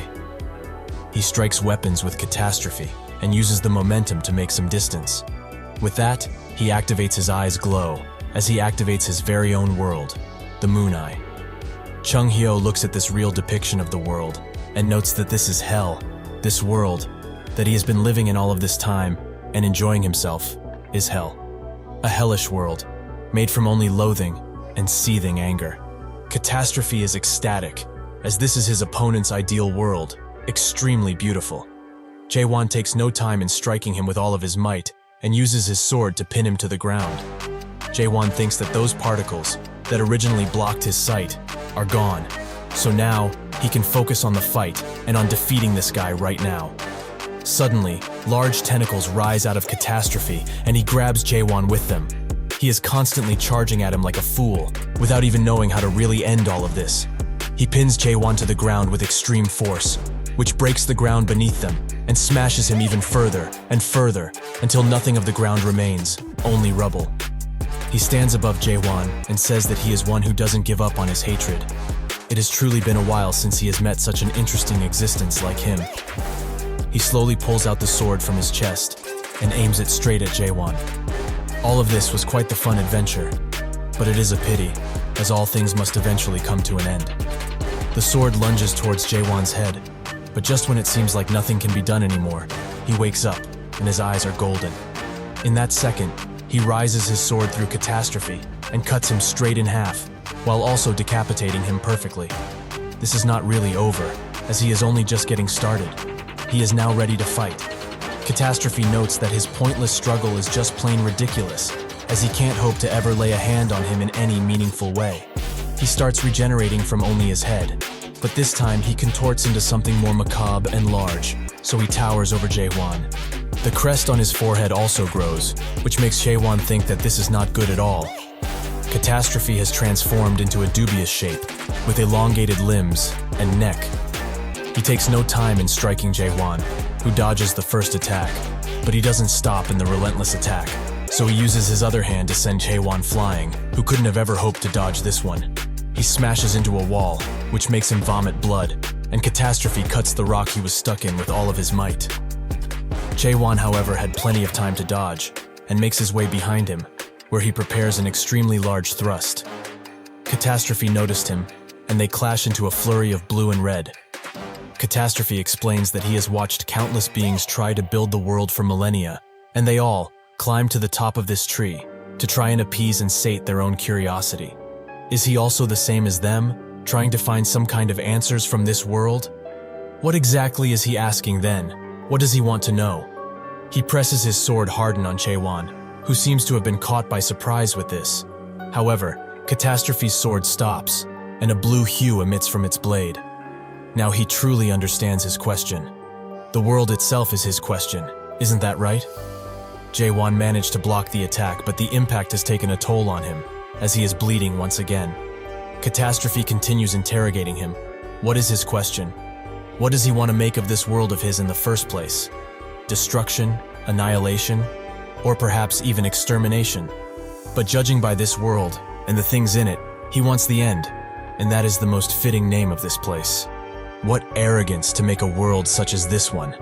A mere human dares to question the worth of the illusion tree and its very existence? Such arrogance must be punished, as not even the wisest men can ever hope to start questioning the illusion tree and why it is here in the first place. He starts slashing around and seems to have Jaehwan in bad position, but then Jaehwan notes that he doesn't know what he is talking about. Catastrophe notes that if this is not the case, what he is doing isn't questioning, right? Jaehwan stands below him and thinks that this situation is all too similar to what he has experienced before, with Beastrain. This makes him think of something, however, as what he is fighting now is a clone that possessed the Fortress Master. So, that would mean that he can do something. He buries his feet into the ground and uses all of his might into one mighty thrust. This surprises Catastrophe, but he doesn't have time to dodge at all, so he takes the attack full on, which makes a gigantic hole in the wall. Catastrophe slowly regenerates and notes that his impudence seems to know no limits. Does he actually think he could ever kill him, in any way possible? How foolish, even for a mortal, he is too prideful and weak. He is bored now, so he will put an end to this little game. He charges in, wanting to swallow him whole. Jaehwan, however, stands proud and tall, looking at him with his golden eyes. Before he can take a bite of Jaehwan's succulent flesh, he jumps high into the air, and a few golden orbs appear once again, and a gigantic line, showing him the path to victory. With newfound confidence, he charges in with all of his might, and lands directly on his back, and on the line that is formed. Catastrophe is now shocked, as what this man just did is a technique that holds the name of crack. Jaehwan keeps pushing his sword in, and a gigantic blue explosion occurs. Catastrophe admits defeat, and notes that he will be waiting for him at the entrance that leads to the abyss. He, the one who lives for the end. With that, the water clears, and Jaehwan, accompanied by the Tower Master, sit in the water, tired and relieved. While resting from the most grueling battle of his life, Jaehwan thinks that he needs to become stronger, no matter what. Just thrusting isn't enough anymore, especially since he used the strong thrust, which worked wonders against a lot of people. But versus a single strong individual, it is not as strong, due to the damage radius being far too wide.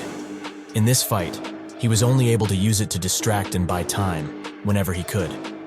It seems that after all, thrusting isn't the solution to everything like he expected, and so he needs to create a new technique to deal with more powerful enemies. The day begins anew, and the others are checking on Chung Hyo, who seems passed out once again, but this time, not from drinking too much. Suddenly, the Fortress Master speaks to Jaehwan and urges him to come near him for a little while. Jaehwan does just that, and the Fortress Master explains that, even though he became a dead, he could still see, and observed him with great interest. He thanks him for fighting the Soul King on his own, and grabs his arm very tightly. Perhaps, after all of this, and his continuous rule, it is time for Gorgon to experience some well-deserved changes. So, if he may, he would like for him to take all of this. The Fortress Master gives him some energy through his arm, in the shape of a snake, or dragon. He notes that there is a familiar energy all around him. He can feel all of the warm memories he has made, and cherishes, even though he doesn't know it. Before disappearing, the fortress master tells him one last thing: to never forget how a human is and feels, no matter what.